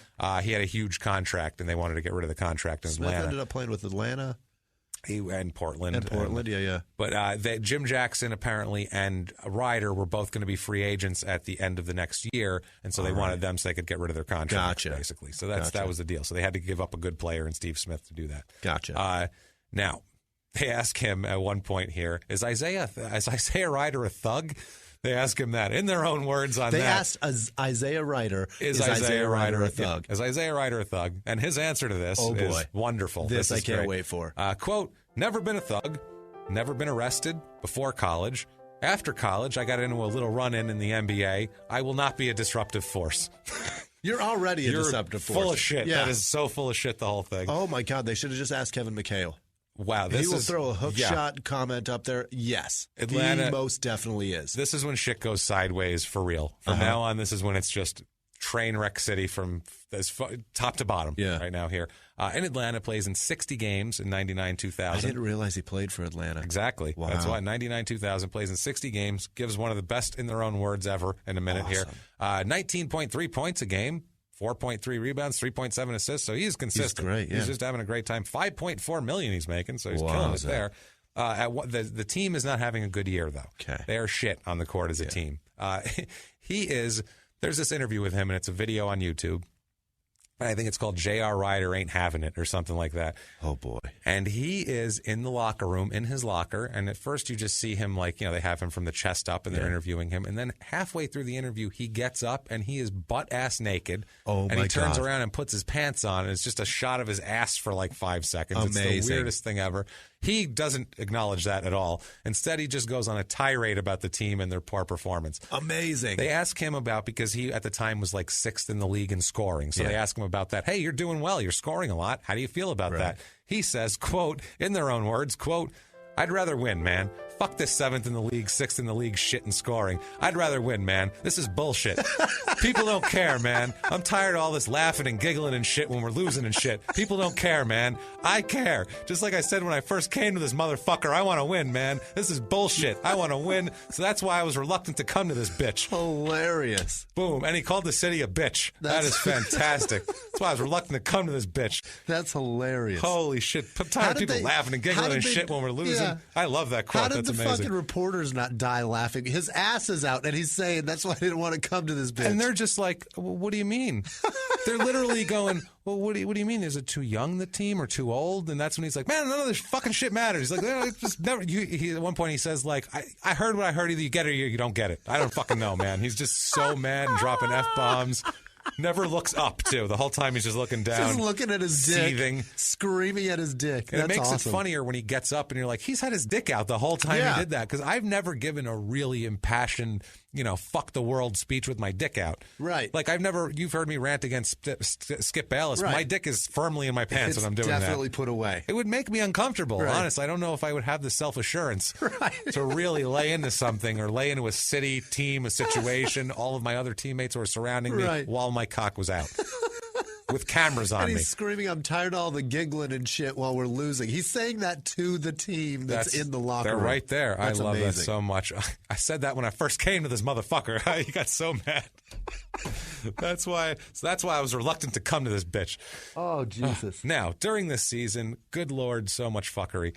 He is found, over the course of the season, he's found to be smoking weed in an Orlando hotel room when they were playing the Magic. What? He blamed teammates Dikembe Mutombo, LaFonso Ellis, and GM Pete Babcock for calling the league to tell the league on him about it. The GM Babcock insists it was all him. It wasn't the players. He does not fucking believe that at all. He hates Dikembe Mutombo, much like Jason Williams threatened Dikembe Mutombo and tried to start a fight with him. During All-Star break, he said to Mutombo that he said to people on the team that he was going to, quote, to have his boys take Mutombo out. Holy That's what he shit. said. So he's threatening the lives of all-star centers at this point. The biggest man on the team. And he's enormous. Who He's a barely monster. speaks English, and the only English he speaks are insults. Yes, that's it. That's I'm going to threaten this man's life. I'm going to threaten that man. So he does. A 7'2" guy with a flat top. That guy's dangerous. He's pissed off because this ends up costing him about $200,000 in the long run. That's so why much money. He's so angry. Because based on this and him being reported to the league tells him to attend drug counseling, which he says, no. Of course. Not going to fucking do it. You think the court can't make me do anger management? I'll go to jail for that shit. You think you're going to make me?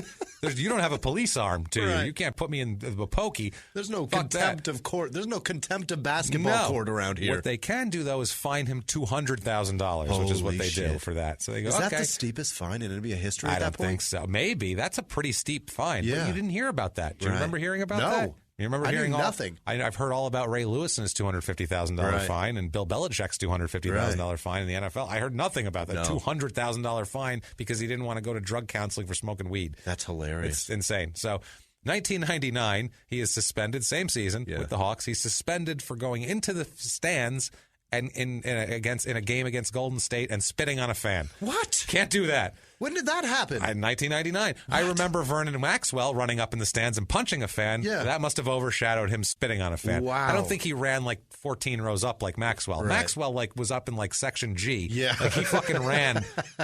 He took off and sprinted up the steps. Like he was taking them two at a time. He's going up where like the T-shirt cannon can't reach. Yeah, he's back there. Like you don't think you're going to be assaulted by a player that far from the court.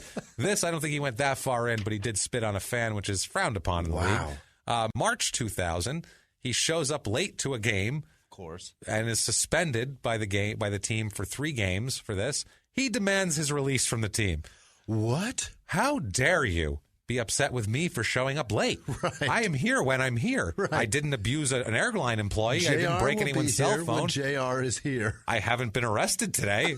Be happy. I'm fucking here now. Did I spit on anybody today? Come on. Give me a break here. So March 20th, this is a couple days later, he is released by the Atlanta Hawks. They were like, fine, asshole. This is before the end of the season even. Yeah. They're like, we can't even wait. GM Babcock said the whole situation, because when they signed Ryder, it was a risk. It's a calculated risk with this guy. He said it, quote, it worked out, quote, worse than I ever imagined. Yeah. No shit. Ryder says that he was a scapegoat the whole time, and that Babcock and Mutombo and Ellis and all these people were trying to blame him for the team not being good. They're trying to say it was his fault. He was the only goddamn guy out there that had any effort. That was why he was reluctant to come to this bitch. He said it when he first came to this motherfucker. Do you understand that shit?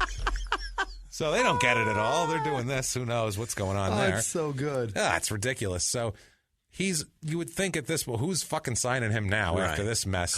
I know who. You know who. August 25th, 2000, he's signed by the Los Angeles Lakers. Absolutely. The world champion at the time, Los Angeles. We have a certain chemistry going. Yeah. But this is a nice balance to it. Yeah. Let's fucking rock the boat. Let's get the pH level down a little bit and we'll really balance this bad boy out. What do you say? He shows up 2 days late to training camp. What? Never on time for shit, ever. 2 days late for training camp. 2 days late for training camp with a new team that's the world champions, and Phil Jackson's your coach, who notoriously doesn't take much shit from people. Not good. Not great. He has a decent season. He doesn't play a whole lot. He plays in 67 games. Okay. Well, he only starts like 7 games, averages 18 minutes a game. He's a bench player. Somebody's injured, right. But he's their top scoring bench player. No shit. 7.6 points a game, 2.3 rebounds, 1.7 assists. Not bad. He's their sixth man. The Lakers win the title that year. They win the championship. He's got himself a fucking ring. He did not play 1 minute in the whole playoff. They sat him down and deactivated him for Devin George. That's who they activated. Because they didn't trust him. They didn't trust him to show up on time. They just said, you know what, we're not going to reward you for whatever. we're going to put Devin George in. You're still going to get some jewelry. Look, we have Shaq and Kobe. It doesn't matter the other three stiffs we put out on the fucking court. Honestly, we don't care. Was Fisher on that team? I think Derek Fisher, so, too. yeah. Like, we're fine. That's it. We don't need you. We got three guys that are very capable of winning a championship. Absolutely. Just the three of them. Ryder only made $736,000 that year. So took it down a notch that year. Yeah, that was league minimum for veteran. That's what happens when you walk away from your team. Yeah, exactly. Yeah. Veteran minimum right there. During the Lakers, while he was on the Lakers, they were in San Antonio for a game with the Spurs. He missed a team bus to the Alamo Dome at one point. Missed the team bus. He arrives late with a note in his hand, hands a note to Phil Jackson like it's a note from his mom to the teacher. Note? From the hotel manager saying that their operator did not provide the wake-up call for Isaiah Ryder that he had requested. Literally, he said, you got to write a note to my coach because he's not going to believe. Set a fucking alarm. Bring an alarm with you. You have to, what is this? You have to be there by 7 o'clock, for Christ's sake. It's 2001. You've got a cell phone with an alarm on it. Bring a goddamn travel clock with you if you have to. Hire a hooker. I don't give a fuck. Get there, goddamn it. So, that's so I imagine Phil Jackson. Yeah. Imagine Phil Jackson, who had Michael Jordan for all those years, who's the work ethic is unparalleled. And this guy's like, here's a note from the hotel manager saying that they didn't give me a wake-up call. Jordan never would have pulled this shit. No. Jordan played through the fucking flu, and he was on time. That's what I'm saying. You better be here, goddammit. That's what I'm saying. Now, March 8th, 2001... Jesus Christ. Lamar Odom of the Clippers at the time and of Kardashian and drug overdose and meltdown and famous fuck-up fame. Yeah. Fuck-up Hall of Fame, honestly. He's a Hall of Fame fuck-up. A meltdown in a fucking brothel. They're each suspended. Him and Isaiah Ryder. They're not together, but they're both suspended on the same day. 5 games each for violating the league drug policy. Okay. Now, remember that he violated the league drug policy. Right. Just remember that for a second. The NBA cannot, based on the union contract, cannot disclose details of testing or treatment on the players, at least not at that point. So, but he's league drug program violated. Okay, that's going to come up in a minute. So October 1st, 2001, he's got to be done now, right? He can't even. You would think so. You're on the world championship team with the Phil Jackson. You can't even pull it together then. No one's going to sign him, right? It's over. Denver Nuggets. Let's sign him up. Get the fuck out of here. Sign him up. Denver Nuggets, October 1st, 2001. We need this guy.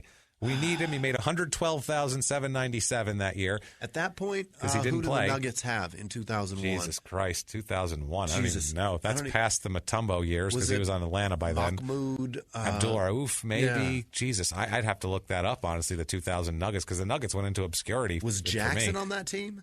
Maybe. Jesus, he was on 12 different teams. He was on there at some point. So many. So that was on October 1st. On November 20th, 2001, he is waived by Denver. Awesome. He plays in 10 games. Hilarious. They do not want his bullshit. Basically, he's just... And they said on the court he was fine. He averaged 9.3 points a game in the limited time. But they were just like, he's a mess. Yeah. I think he showed up late a couple of times. They said, no, thank you.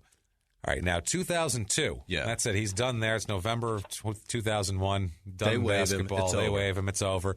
No, in 2002, his first son is born. His first one? He figured out how to get through basketball with no children. He's got a girlfriend named Vanessa. Okay. This is his first son. It is Isaiah Ryder fucking Jr. You've got to be shitting me. Isaiah Ryder the third. He's just perpetuating it. And goddamn it, I have an even bigger surprise later that will make you're literally whatever you're doing at the time. I'm going to have to tell you, put it down because you're going to drop it later when I tell you what goes on. But yeah, he has his first son. Screws that up in the naming process. This is during the 2004 All-Star Game. He has an interview with John Thompson, who's the ex-Georgetown coach and a very imposing man and a very straightforward man. And he basically grills Isaiah Ryder for 10 minutes about why you're such a fuck-up, why you fucked up. Isaiah wants to make a comeback in the league at this point. He's talking about basketball. It's the most uncomfortable conversation he's ever had. It is, and he answers most of the questions poorly and badly. And John Thompson says at one point, I don't believe you. He goes, I don't believe you. Because he keeps asking him, well, what, you're saying everything that was a problem in the league for you was professionalism, being late. Why would I think that now you'd be professional? Right. And he's like, well, I've learned a lot. And he's like, I don't believe you. And he's like, I just need that chance, man. Blah, blah, blah. And he says all this humble shit.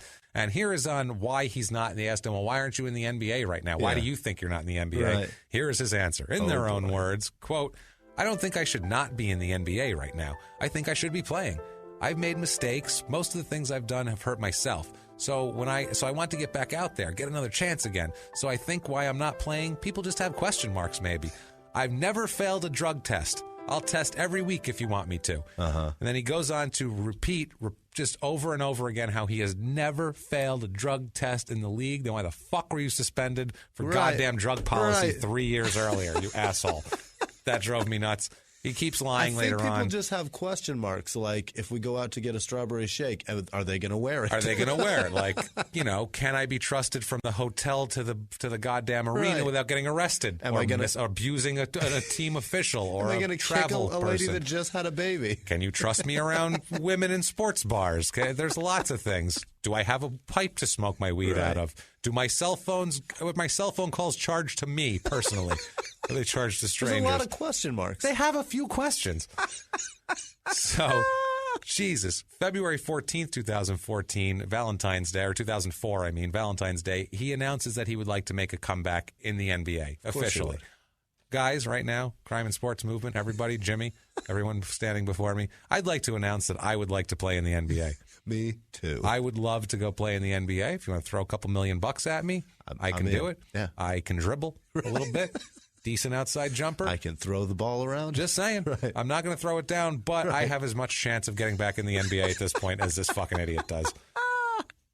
So they ask him, this is another in their own words from this interview. John Thompson asks him, what have you been up to? What have you been doing with yourself? Yeah. And this is what this asshole's been wasting his money on. This is the typical stupid shit you would hear 10, 15 years ago that an athlete is going broke doing. Yeah. Okay. Quote, in their own words, quote, I work out, I shoot, I stay ready. I don't know if I'm going to get a call or not, but I stay ready. I'm an investor in a movie. I put $1 million into a movie. Oh, my God. Movie is called Black August. My recording studio I built in my house. Oh, no. I've got 2 of the local producers. I have several artists.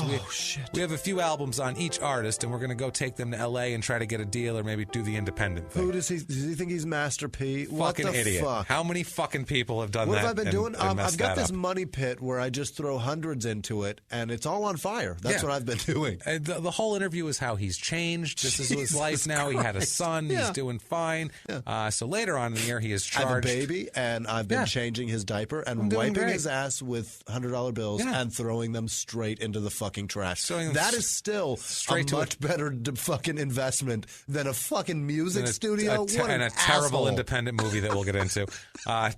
2004. I'm fucking furious right now. What a dick. It gets stupider, believe me. I threw $1 million into a fucking movie that you've never heard of. Unreal, man. So, James, this is I'm so furious right now. This guy. I have so many bills every month, and this fucking guy is throwing He said it casually was the problem. No job. His problem was the casual nature of it. Would go, it's like, I have to invest $1 million. Like, I dropped $1 million in this movie. It's called Black August. You've got no job, motherfucker. No. There's no. This is the delusion that these guys had. They had this delusion of, well, I had a lot of money, so if I just keep living like I do, then I'll always have a lot of money. I don't know where the logic comes in there. Oh my God! But you see this repeatedly. Where they're like, well, and they try to make a big score. There's a documentary, a 30 for 30 documentary, ESPN. It's on Netflix called Broke. Yeah. And it's a documentary about broke athletes. And it's got all these athletes telling you how they pissed all their money away. And it's basically the J.R. Ryder fucking story. That's all it is. The recording studio, Andre Rison would say, anybody, could play music. I'd buy them a studio. I'd do this. I'd do that. These guys, that's what they did. They pissed their money away. I'm unemployed, so I may as well spend a fuckload of money. He thinks he's getting back in the NBA, though. That's the thing. He doesn't think he's unemployed. What a dipshit. In his mind, he's having a little break. Yeah. There's a little hiatus. He hasn't made his case yet. But he's going to get in James. there. That's what I mean. In his mind, everything's fine. Got to train up. He's really got it. You figure at this point, he's talked to John Thompson. He's on national television with the thing. You figure with the All-Star game, you figure he is really going to concentrate on getting his shit together at this point, right? Yeah. Later on in the year, he's charged with misdemeanor battery. Jesus. Oh, that one killed me. For domestic violence against his girlfriend Vanessa. Hilarious. So now he likes women. He'll fight a woman. Absolutely, he's an asshole like that. I bet that the recipient of the strawberry shake was a woman. Yeah. Oh, I'm sure. Absolutely. It had to be. What it a is. Dick. Now, November of 2005, he's arrested next year for an outstanding warrant for Marin County stemming from the battery charge because he didn't do anything about it like he was supposed to. It's unreal, man. And now at the same time, here's one thing that I find kind of funny. You know, the whole UNLV thing. Yeah. You know, he also took a lot of shit for the college stuff, for being ineligible and all that kind of thing, and being able to play anyway. He took a lot of shit for that, and Tarkanian got run out of town and all that. Yeah. But as time goes by, November 26, 2005, the team names the court at the Thomas and Mack Center Jerry Tarkanian Court. Oh, that's right. So I remember that. Stay silver-haired, people, because eventually... Stay silver, my friends, because history will love you and tell everyone else to go fuck themselves, even though you did everything you could for your own personal gain. No doubt. And had nothing to do with kids or anything else, any other bullshit That's that you the want to say. equivalent of fucking UConn putting up the fucking statue of Penn State. Yeah, Penn State putting the Paterno statue up. Might as well. Why did I say UConn? Jesus. I don't know. Different teams. They're both blue. I know where the molesting happened. They have blue on their uniforms. Let's just say white. that. And they're East Coast. Now, but that's the equivalent. That is. Now, that was November of 2005. Now, January 26th of 2006, he is arrested in Marin County, California for kidnapping and battery. Holy shit. Not great. That's a tough charge. Also arrested for an outstanding resisting arrest warrant from Alameda County. He's always got an outstanding warrant. Watch out for that. That's a recurring theme here. Jesus. Sergeant Bruce Baker of the Marin County Sheriff Department said that Ryder had an argument with a female friend when he drove her against his will away in his Mercedes and was holding her down as she was trying to scream and open the window and get help from someone. She got the attention of police while screaming and making a scene. He's being held in the Marin County Jail on $2 million bail. Whoa. Not fucking around now. His attorney has withdrawn from the case, saying that Ryder isn't cooperating and won't pay him. No shit. So fuck off. So he's out of the whole thing. I don't want to deal with this idiot anymore. Unbelievable. I mean, Jesus Christ, dude. Let's go through that. Let's just back it up for 1 second. So much. Let's just back it up for 1 second. Yeah. From the fast food to whatever the fight was in college, to the poor fast food lady, milkshake wearing woman, to the goddamn woman just coming off maternity leave, getting kicked in the back for trying to get kids' autographs. Holy shit, these poor coaches that have had to deal with him. All the dice fans, games on the corner. little kids who are wearing his jersey that want an autograph that can't get it. Dice games, girlfriends, coaches, everybody. Airplane attendants. Dikembe Mutombo. Yeah. I feel bad. Get the fuck for out all of here. these people, Jimmy. I really do. Way. But not nearly Jesus. bad as I feel for Isaiah Ryder, who the one I really feel bad for is he was a kid in Missouri. He was a sick teenager in Missouri who was taken somewhere and basically held in Illinois medically. They called it medical kidnapping, and the court would not give him back to his parents. What? Because he had some illness that they were not letting him get treatment for. Oh, I feel so bad for him. I feel so bad for and this he's got to kid. have that shitty label. And they had all this horrible court battles and all this shit, and I pulled up 3 different articles thinking it was this Isaiah Ryder, and it's not. Not nearly as bad as I feel for Isaiah Ryder, who is a Canadian murder suspect at this point. Oh, Jesus. He's a young man who killed a woman in Canada, and if you search Isaiah Ryder crime or Isaiah Ryder arrest or anything, you're getting this guy, which is worse because for him, think about that. What if potential jurors or anybody Googles him and they're like, oh, God, he did all this too? He must have killed that girl. He smokes weed out of a Coke can. Jesus Christ, he's done so much. He's kidnapping? Of course he killed that girl. He's got a championship ring. They're skewing his whole case. This poor guy's in court like, my name isn't really Isaiah. Right. Yeah, change it. Now, February 4th, 2006, about a week later, he pleads not guilty to kidnapping. Doesn't want to do that. Of course. Of course. Now, around this time, he's asked about drugs in the NBA and the fact that he says he never failed a drug test. Yeah. And he says, in their own words, quote, I think it was my first year in Atlanta they put in drug testing for players. I passed. The next year I played for the Lakers. Passed. And it's just been a lot of misconceptions about me and drug use and marijuana and the whole program. I've never, ever failed a drug test in the NBA. I challenge anyone on that. Unbelievable. So he is vocal with his bullshit, man. I like it when people are assured of their bullshit. They're positive in their shit. He believes all his bullshit. He believes every word of it, or at least he wants you to believe that he believes every word of it. But he can't believe every fucking word of it. He can't. He knows exactly what he did. No He's one's that stupid. Now, mid-2006. Meanwhile, real quickly, at this point, I had heard that he was a major pothead, and he fucking just can't stop. He's smoking out of Coke cans. Yeah. And now at this point, too, it is said later on that this is when he starts lacing his shit with cocaine also. Oh, Jesus. It's not enough of a kick, the weed. He needs a little more something. Yeah. Cocaine, Jimmie. I can't do enough when I'm stoned. Fucking put some Coke in this. So there's a little bit of financial difficulties here. Oh, surprise. Now, in 2004, during a John Thompson interview, too, he asked him about money. Are you trying to come back for money? He goes, nah, man, money, I got plenty of money. He's like, I'm fine for the rest of my life. I'm not concerned. And you drive a Mercedes. Yeah. You're fucked already. He's thinking he's fine. Mid-2006, the bank forecloses on a home. It's sad because it's a home he bought for his mother. It's his mother's waterfront Alameda home, and it's foreclosed on because he's a fucking idiot. I can't stop laughing. Oh, That's my still God. Funny. It's unreal, man. July 9th, 2006, Ryder is arrested for felony cocaine possession. Now let's get it going here.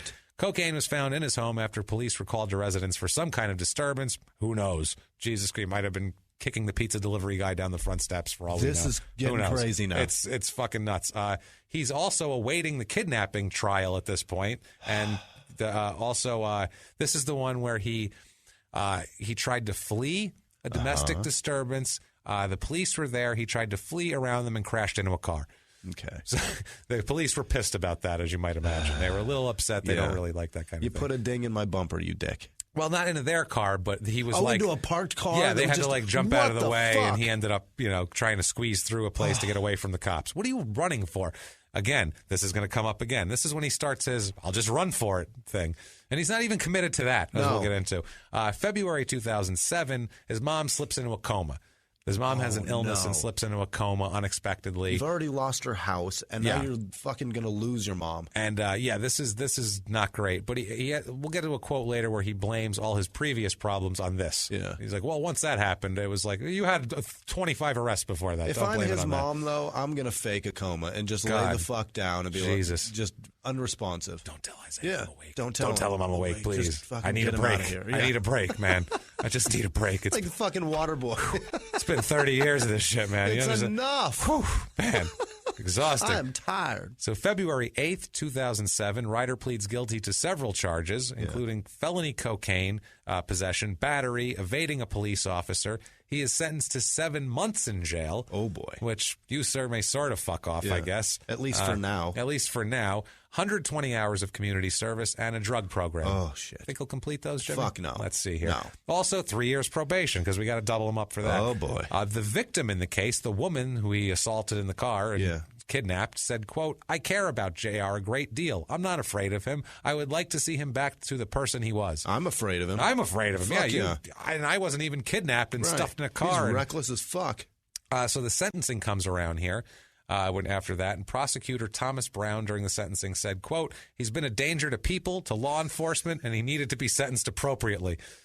And fast food workers, and fucking sports bar employees, and airline employees, and anyone he can get his hands on. That's in his person, anyone that he feels that he is above in the social, stratus, he's just going to abuse. That's what it is. He's a fucking menace to him. He is, and even if they're equals, Christ, he threatened to Kemi Mutombo's life. The guy's an all-star for Christ's sake. Even if they're above him, he doesn't even show up for fucking. Phil Jackson can't get him to show up for shit. I have rings. You want a ring? We just won last year. Every finger. Doesn't care, but he wants to win, man. Remember? Thought he wants to win. Now, right after this, Donna dies. His mom dies also. It's not great. That's bad. He doesn't get to. She dies while he's in jail. Her son's a fucking idiot. While in jail, too. She was in a coma for a while and was brain dead, and eventually they pulled the plug. May 2007, he's released from jail after about 3.5 months. Serves about half of his sentence, which is fine. It's what you expect. On the 7-month sentence and in the whole jail experience, we have an in their own words here. He won't shut the fuck up. No, he will not. In their own words, quote, it was the ultimate low point of my life. There were no visitors, no one down for me, no letters. I had fake friends. They left me for dead. I've been there for so many people. I co-signed to pay for homes. I paid for weddings. But when I was struggling, no one was there for me. No one was down for me. But no one was down for me. But I'm not a thug. No. But that's some shit thugs say. Well, yeah, I probably said that when I was a teenager, too. That's some shit idiots say. He's an idiot. But when you were trying to be a thug. Maybe. I don't know what the fuck. I was just a jerk off in general. Now, August 2007, the movie Black August comes out. His big investment. Yeah. It's a pile of shit. I haven't seen the movie, but I watched the trailer. Yeah. It's fucking terrible. It is. It's what shot is it even about? Terribly. Well, I'll tell you what it's about. Right. The IMDb description: an inmate activist George Lester Jackson's short life becomes a flashpoint for revolution, igniting the bloodiest riot in San Quentin's history. It's a true story. I'll give $1 million for it. It's a true story. $1 million. And it looks like that's all they had, and they didn't spend it wisely. When you look at all his money and ran. It stars nobody. Yeah. Stars maybe the lady who worked at the sports bars, and I don't know, one of the airline employees. That's part of her settlement. It has 6.4 out of 10 stars on That's IMDb, not bad. but it's only 254 reviews, which is nothing on IMDb. Bloodfist had more.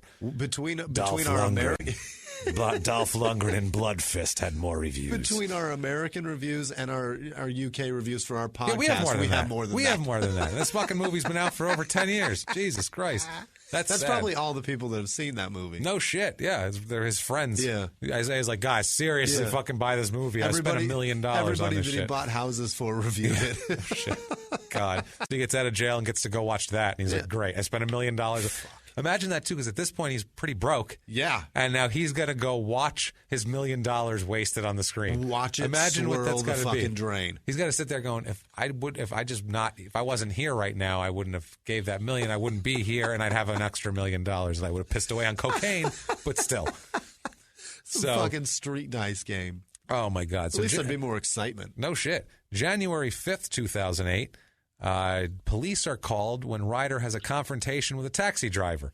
This is not the fuck, not the first confrontation he'll have with a taxi. It's the first, not the last confrontation he'll have with a taxi driver.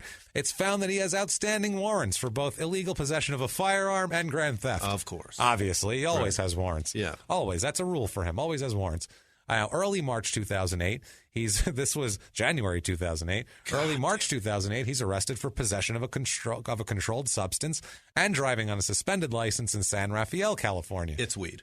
It's controlled substance in California in 2008. Yeah, that's drugs. That's probably pills. I was saying that's weed, but it's pills, probably, coke. Yeah. That's actually I think they'll charge you with cocaine possession. Okay. Controlled substance is probably pills. I would imagine. So he's got some pills that he didn't. Probably have a prescription for. There he is. No license, obviously. Why would you have a driver's license? Get behind the wheel. What the fuck, man? Now, he's still driving a couple weeks later. Now, he has no driver's license, still driving. March 30th, 2008, he is pulled over for failing to stop at a four-way intersection stop in the Skid Row district of Los Angeles. When you don't have a license, you obey every fucking traffic law. Not him. He's in Skid Row, which is a section of Los Angeles, if anybody's ever seen the footage, where it's just like tents and shanty towns of homeless people. Right. It's where you go to buy crack, I would imagine. You'd find it pretty easily. He is in there. It's 2 o'clock in the morning, and he's in Skid Row here. Officers run his plates when they pull him over for this and find out that the car he's driving, a 2001 Monte Carlo, is stolen. Oh, Jesus. He's driving a stolen car. With no license. Ryder insists it's his cousin's. It's my cousin's car. What are you talking about? It's my cousin's. Why is it reported stolen? Why do you report it stolen from South Los Angeles then, you dumb fuck? And why are you here? He said, yeah, sure. Go take my car to crack fucking den and go buy some shit and get busted in it. Thank you. He's being held on $25,000 bail on grand theft auto. Yep. Obviously. Idiot. Wow. So, April 2000, because think about it, this time he's been retired. He's been living home. He moved home. Yeah. He has broken every rule. That's where you go. Plus, I know at this point he's going to church. So he's found religion. Yep. He's moved home. Yep. He's named his kid a junior. Right. And he's stopped talking to all his silver-haired middle-aged white men. He didn't pay his lawyer, so he doesn't have a silver-haired man. He has broken every goddamn rule we have. He's named Everyone. Junior. And he's a junior. He's literally playing with fire. Yeah. He's just he's rubbing right up against it. Us, I just don't do anything. Stop. Don't do anything. Make no more phone calls. No. None. Go He's to the a halfway prototype. house in fucking Sacramento. Yeah. And get the fuck out of Oakland. Well, he's going to get out of Oakland. He's a prototype for our fuckery, though. Don't do this. But he moves to another place. There's 2 places where you don't move also if you're a retired athlete that you don't want to get in trouble. You don't go to your hometown. You don't move to Florida. Yep. And you don't move to fucking Arizona. Oh, God. 2 places you don't move. Well, what has he done? April 2009, his fiancée, Vanessa, now they're fiancé, even though he's beaten her continuously and had another girlfriend and everything else. Fiancé convinces him to move with her from Oakland to Phoenix. Oh, Jesus. So now he's in Phoenix. Terrible place to live.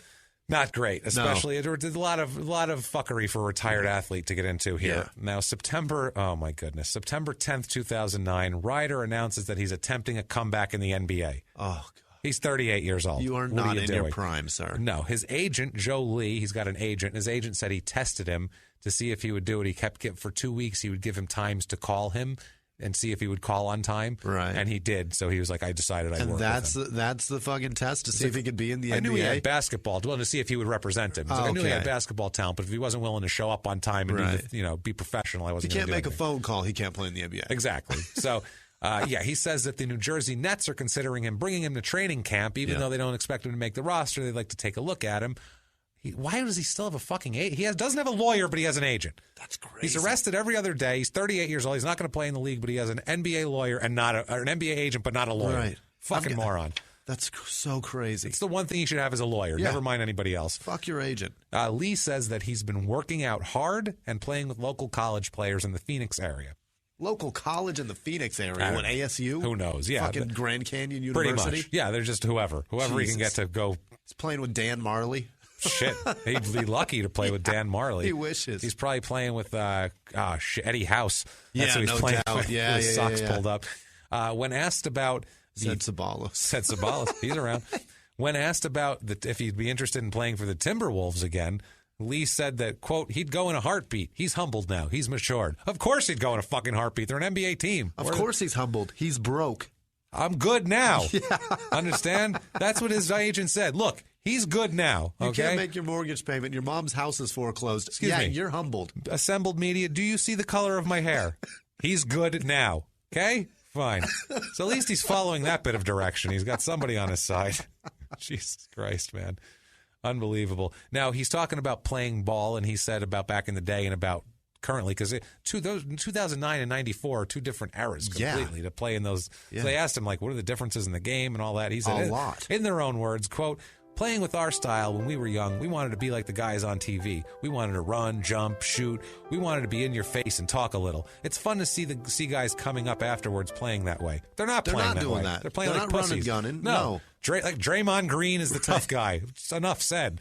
I'd take Ryder over Draymond Green any day of the fucking week. All day. I'll take Ryder when he's got a coke habit over fucking Draymond Green. Especially then. Christ, he's worked up. He's going to steal a couple cell phones out of his pockets. He's going to work them over. With sweat. Woo-wee, he's going to work them over. He's ready to go. So Ryder is considering right now signing with the North Texas Fresh of the American Basketball Association.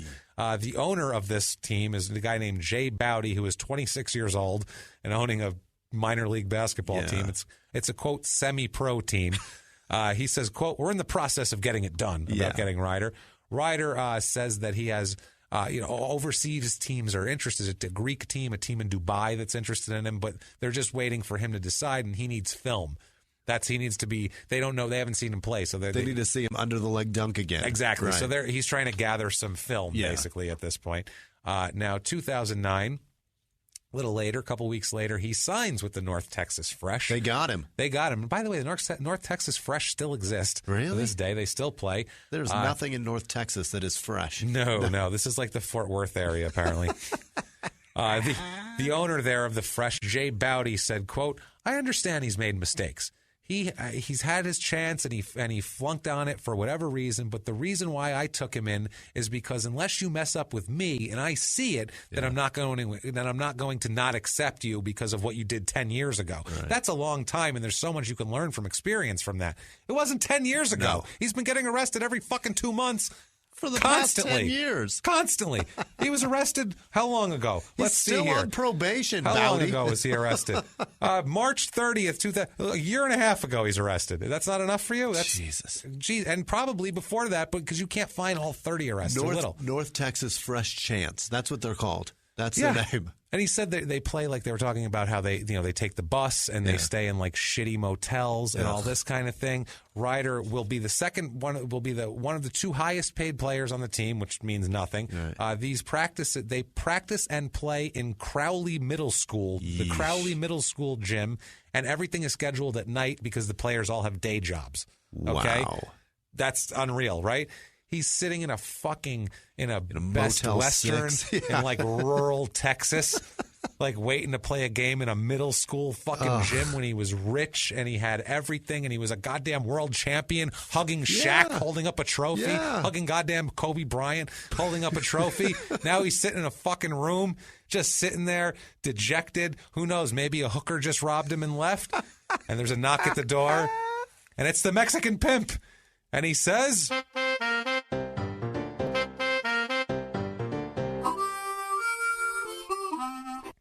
How is it you've come to arrive here?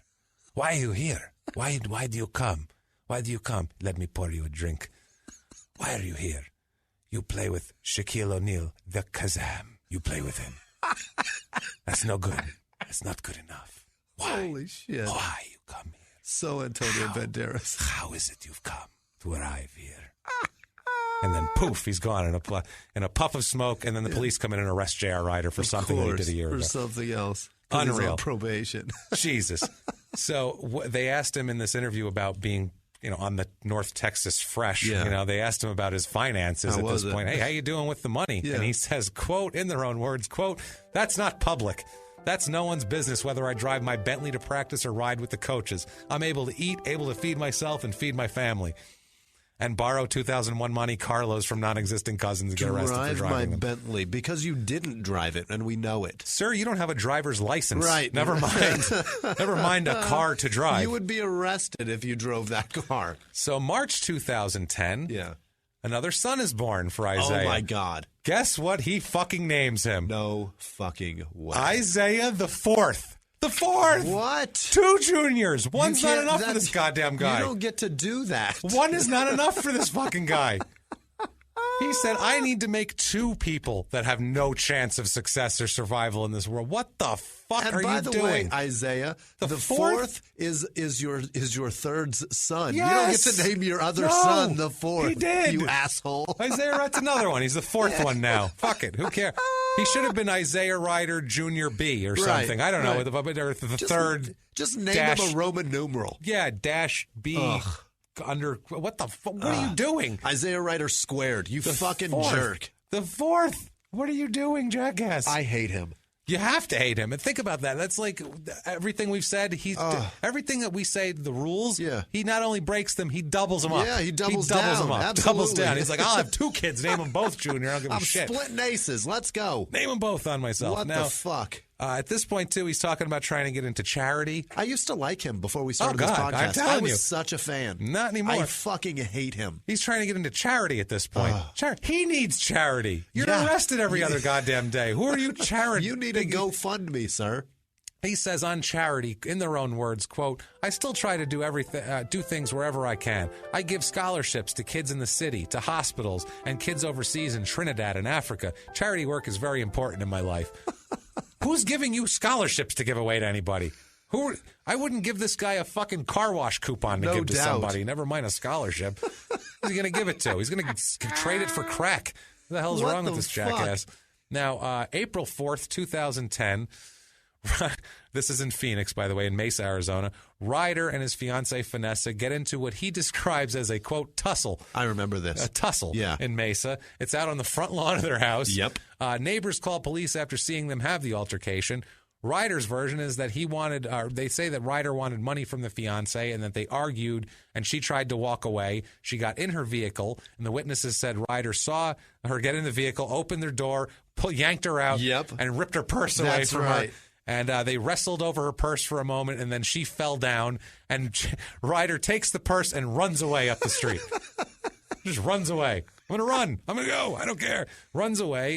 His fiancée chases after him, of course she does, yelling for help and for him to stop. He eventually stops, gives her the purse back, and then turns around and keeps running, which is the weirdest fucking thing ever.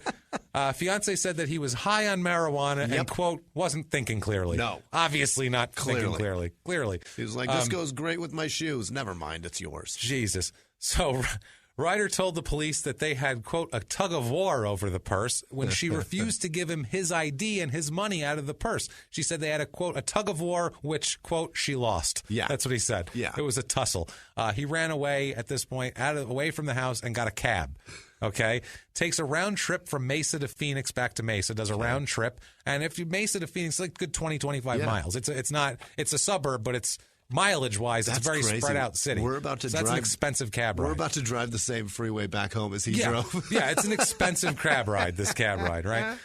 So they arrive at his apartment complex back. Ryder says to the cab driver he needs to go inside and get his wallet to pay the $150 fare. I got to go run in my apartment. I can't do this. Sure you do. So he just ran away through the apartment complex, never came back.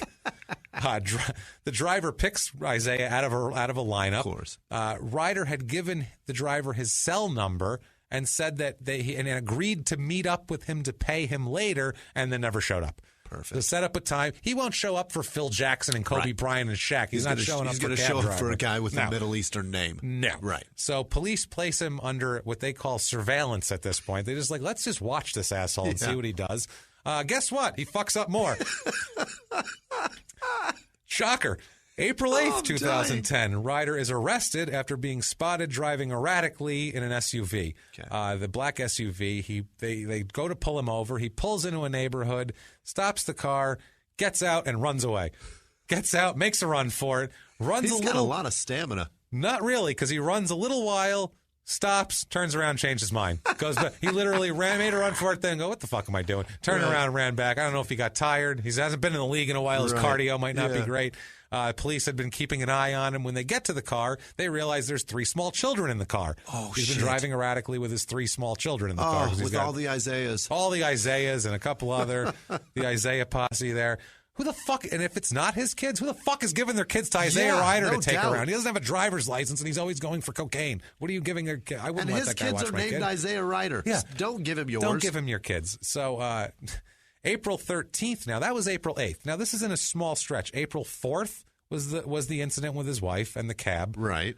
April 8th is the erratic driving, running away with the kids in the car. Now, April 13th, Mesa police launch a manhunt for Isaiah after he did not return his 1-month-old son, Isaiah IV, when he was supposed to. Another kidnapping. Took him at 2:30 in the afternoon, never brought him back. They are found at 1 o'clock in the morning in a taxi cab in Mesa. Jesus. What's with him in the fucking cabs? I know, he's taking cabs everywhere. No wonder why he's fucking broke. Every time he calls a cab, he has no driver's license. This is going to end bad. You know what? He has no driver's license, so at least he's not driving around. That's a good point. 1 o'clock in the morning, he's got his 1-month-old son in a taxi cab, which, what are you doing? So they arrest him, and they held him on kidnapping charges, obviously, because he's fucking kidnapping. That's what happens. Now, that's 2010, so, you know, he's not having a good time. So what do you do now? You establish a charity for kids. Why? What the fuck? Not you. Leave that to other people. No kidding. He establishes the Skyrider Foundation. Ryder, like his last name. Ugh. It is skyriderbasketball.com. It's still up, the website. And it says on it's a big picture of him, like with the sky behind him, like about to dunk in a Timberwolves jersey. And it says, quote, "Sky is the limit." Oh, God. No, it's not. No. The bottom is the floor is the bottom, mister. It's fucking. Floor is the ceiling. Wow. Yeah, that's a good way to put it.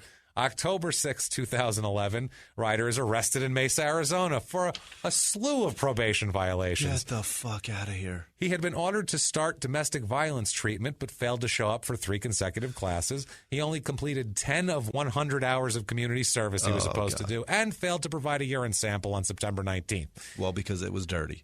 No shit. Yeah. He's been running around in cabs in the middle of the night.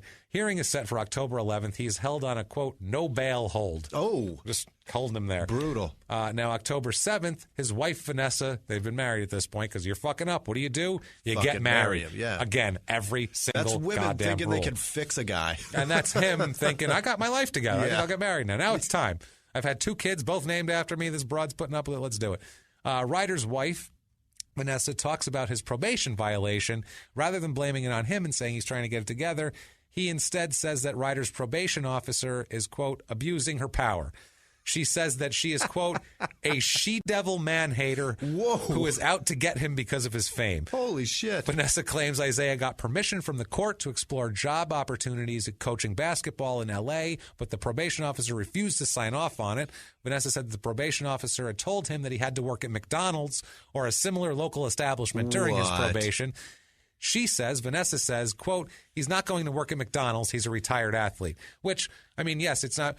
We could go through a list of all the people who've had shitty jobs. Dave Meggett worked at a gas station. Brian Spencer was a mover Fucking Daryl alums worked at like a small electronics shop making 18 grand a year. Yeah. It happens. You know what? Tough shit. You're on probation, asshole.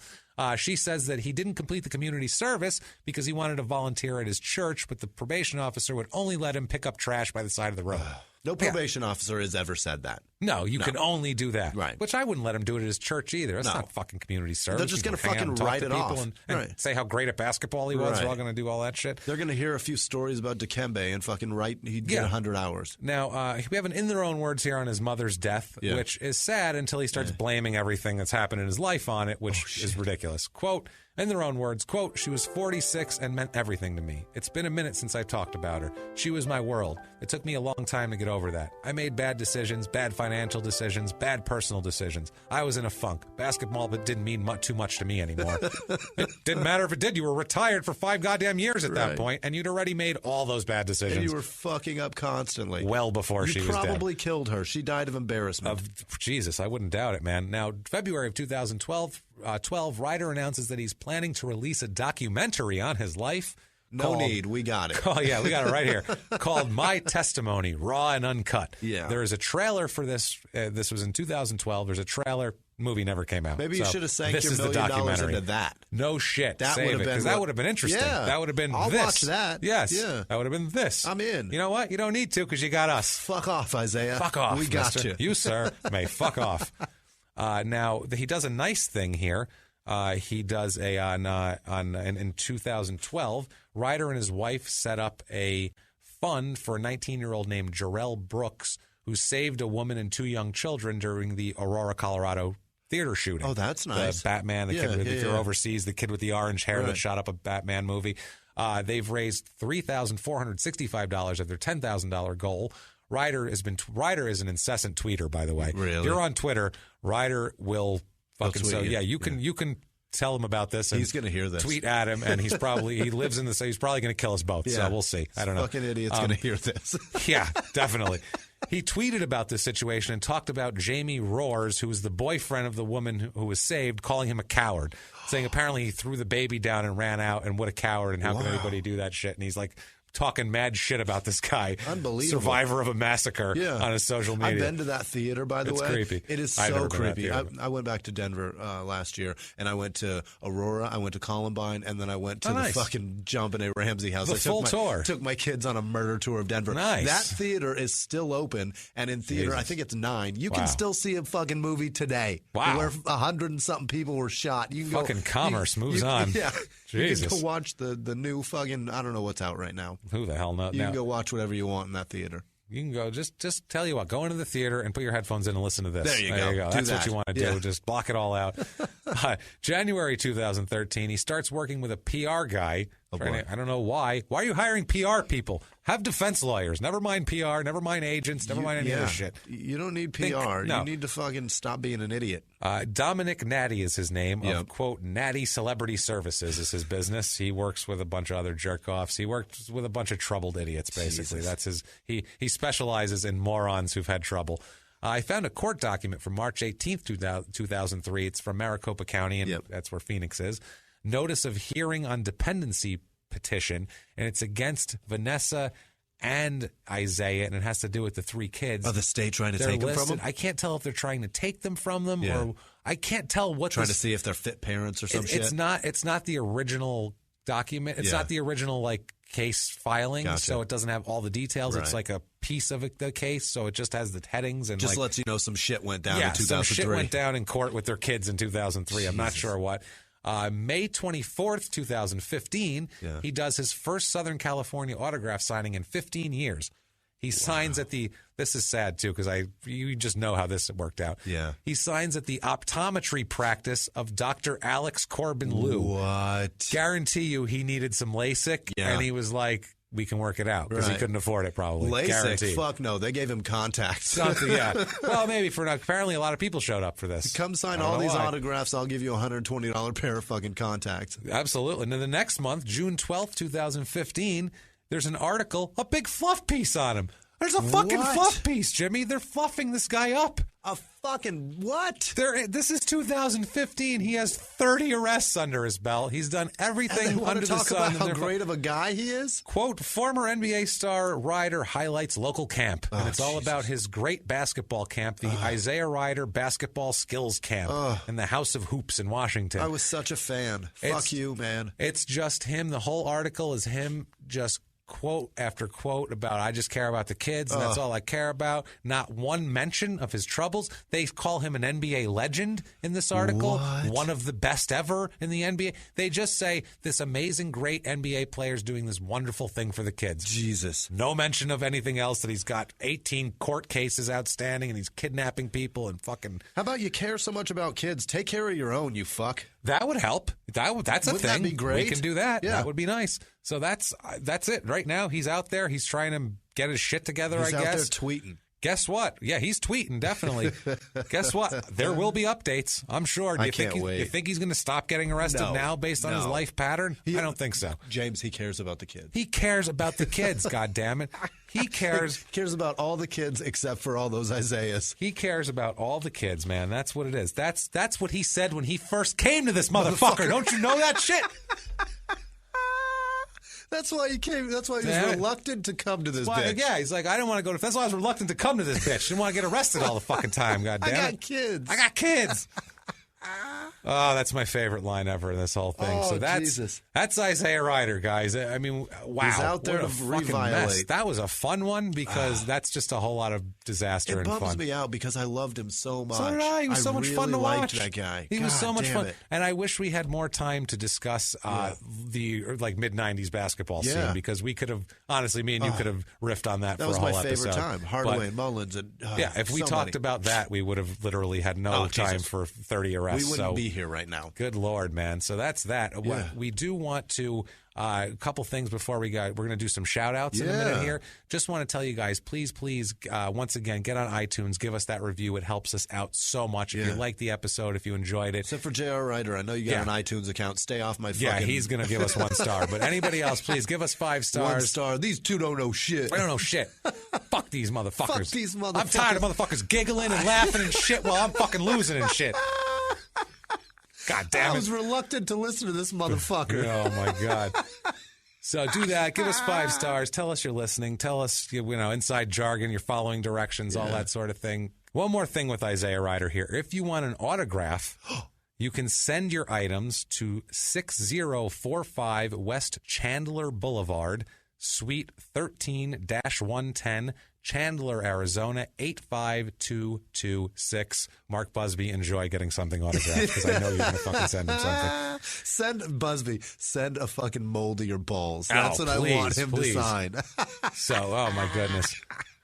Anyway, also, too, if you want to help us out, besides the iTunes reviews, the best way you can do that and the way that really helps us out a lot, too, is we have a Patreon, patreon.com/crime and sports. Please, if you want to give us a few bucks on there, there's some interesting, cool rewards, and it helps us out tremendously. It allows us to do better research and to do better things. And honestly, it helps us tissues so that my fucking nose doesn't run all over this and microphone. Equipment, and honestly, too, hopefully it'll help us start making some money off of this. That would be great. And we'd be doing very, very well. We love doing this, and we love doing it for you. And we're going to do it no matter what. But please donate. Give us iTunes reviews if you like us. Don't make us as broke as J.R. Ryder. God, no. Jesus Christ. So we're going to do shout-outs at this point. If you would like a shout-out, very easy way to do that. Number 1, iTunes review or Patreon donation. That will get you the biggest shout-out and we'll tell you how much we love you. No doubt. Also, too, if you just get a hold of us on social media, on Instagram, we're at Crime and Sports, Twitter at Crime and Sports, Facebook.com/Crime and Sports, at crimeandsports@gmail.com. Anything Crime and Sports, you can find us, please. And Jimmy, why don't you give us these shout-outs for this week? Let's say a big thank you to Tin Can Dan again. The guy is thank you, Tin Can Dan, for your donation. He has so much money, I guess. He's just throwing it at us. And thank you so much. We honestly, we can't do it without you. It warms our hearts and helps us tremendously, more than you know. Yeah, honestly, man. I wish I could tell you. Jono Armston, Brian Druliard, Stephen Schnell, Tony Q, Rick Grimes, Tyler Ingham.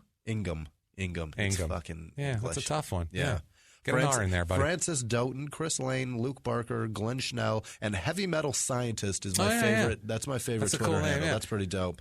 And Liz Levine and Tony Duncan. Thank you guys so much for being so involved in Twitter and Facebook. Thank you. All the social media has been fucking incredible. And of course, the regular, obviously, also too glad to hear the good Reverend Jonathan Gilliard is feeling better. He was just a little sick, but obviously too the Busby, Mark Busby, Monj Sanja, Wedbetter, Storia Sean, all you guys. Thank you guys so much. We love you guys to death.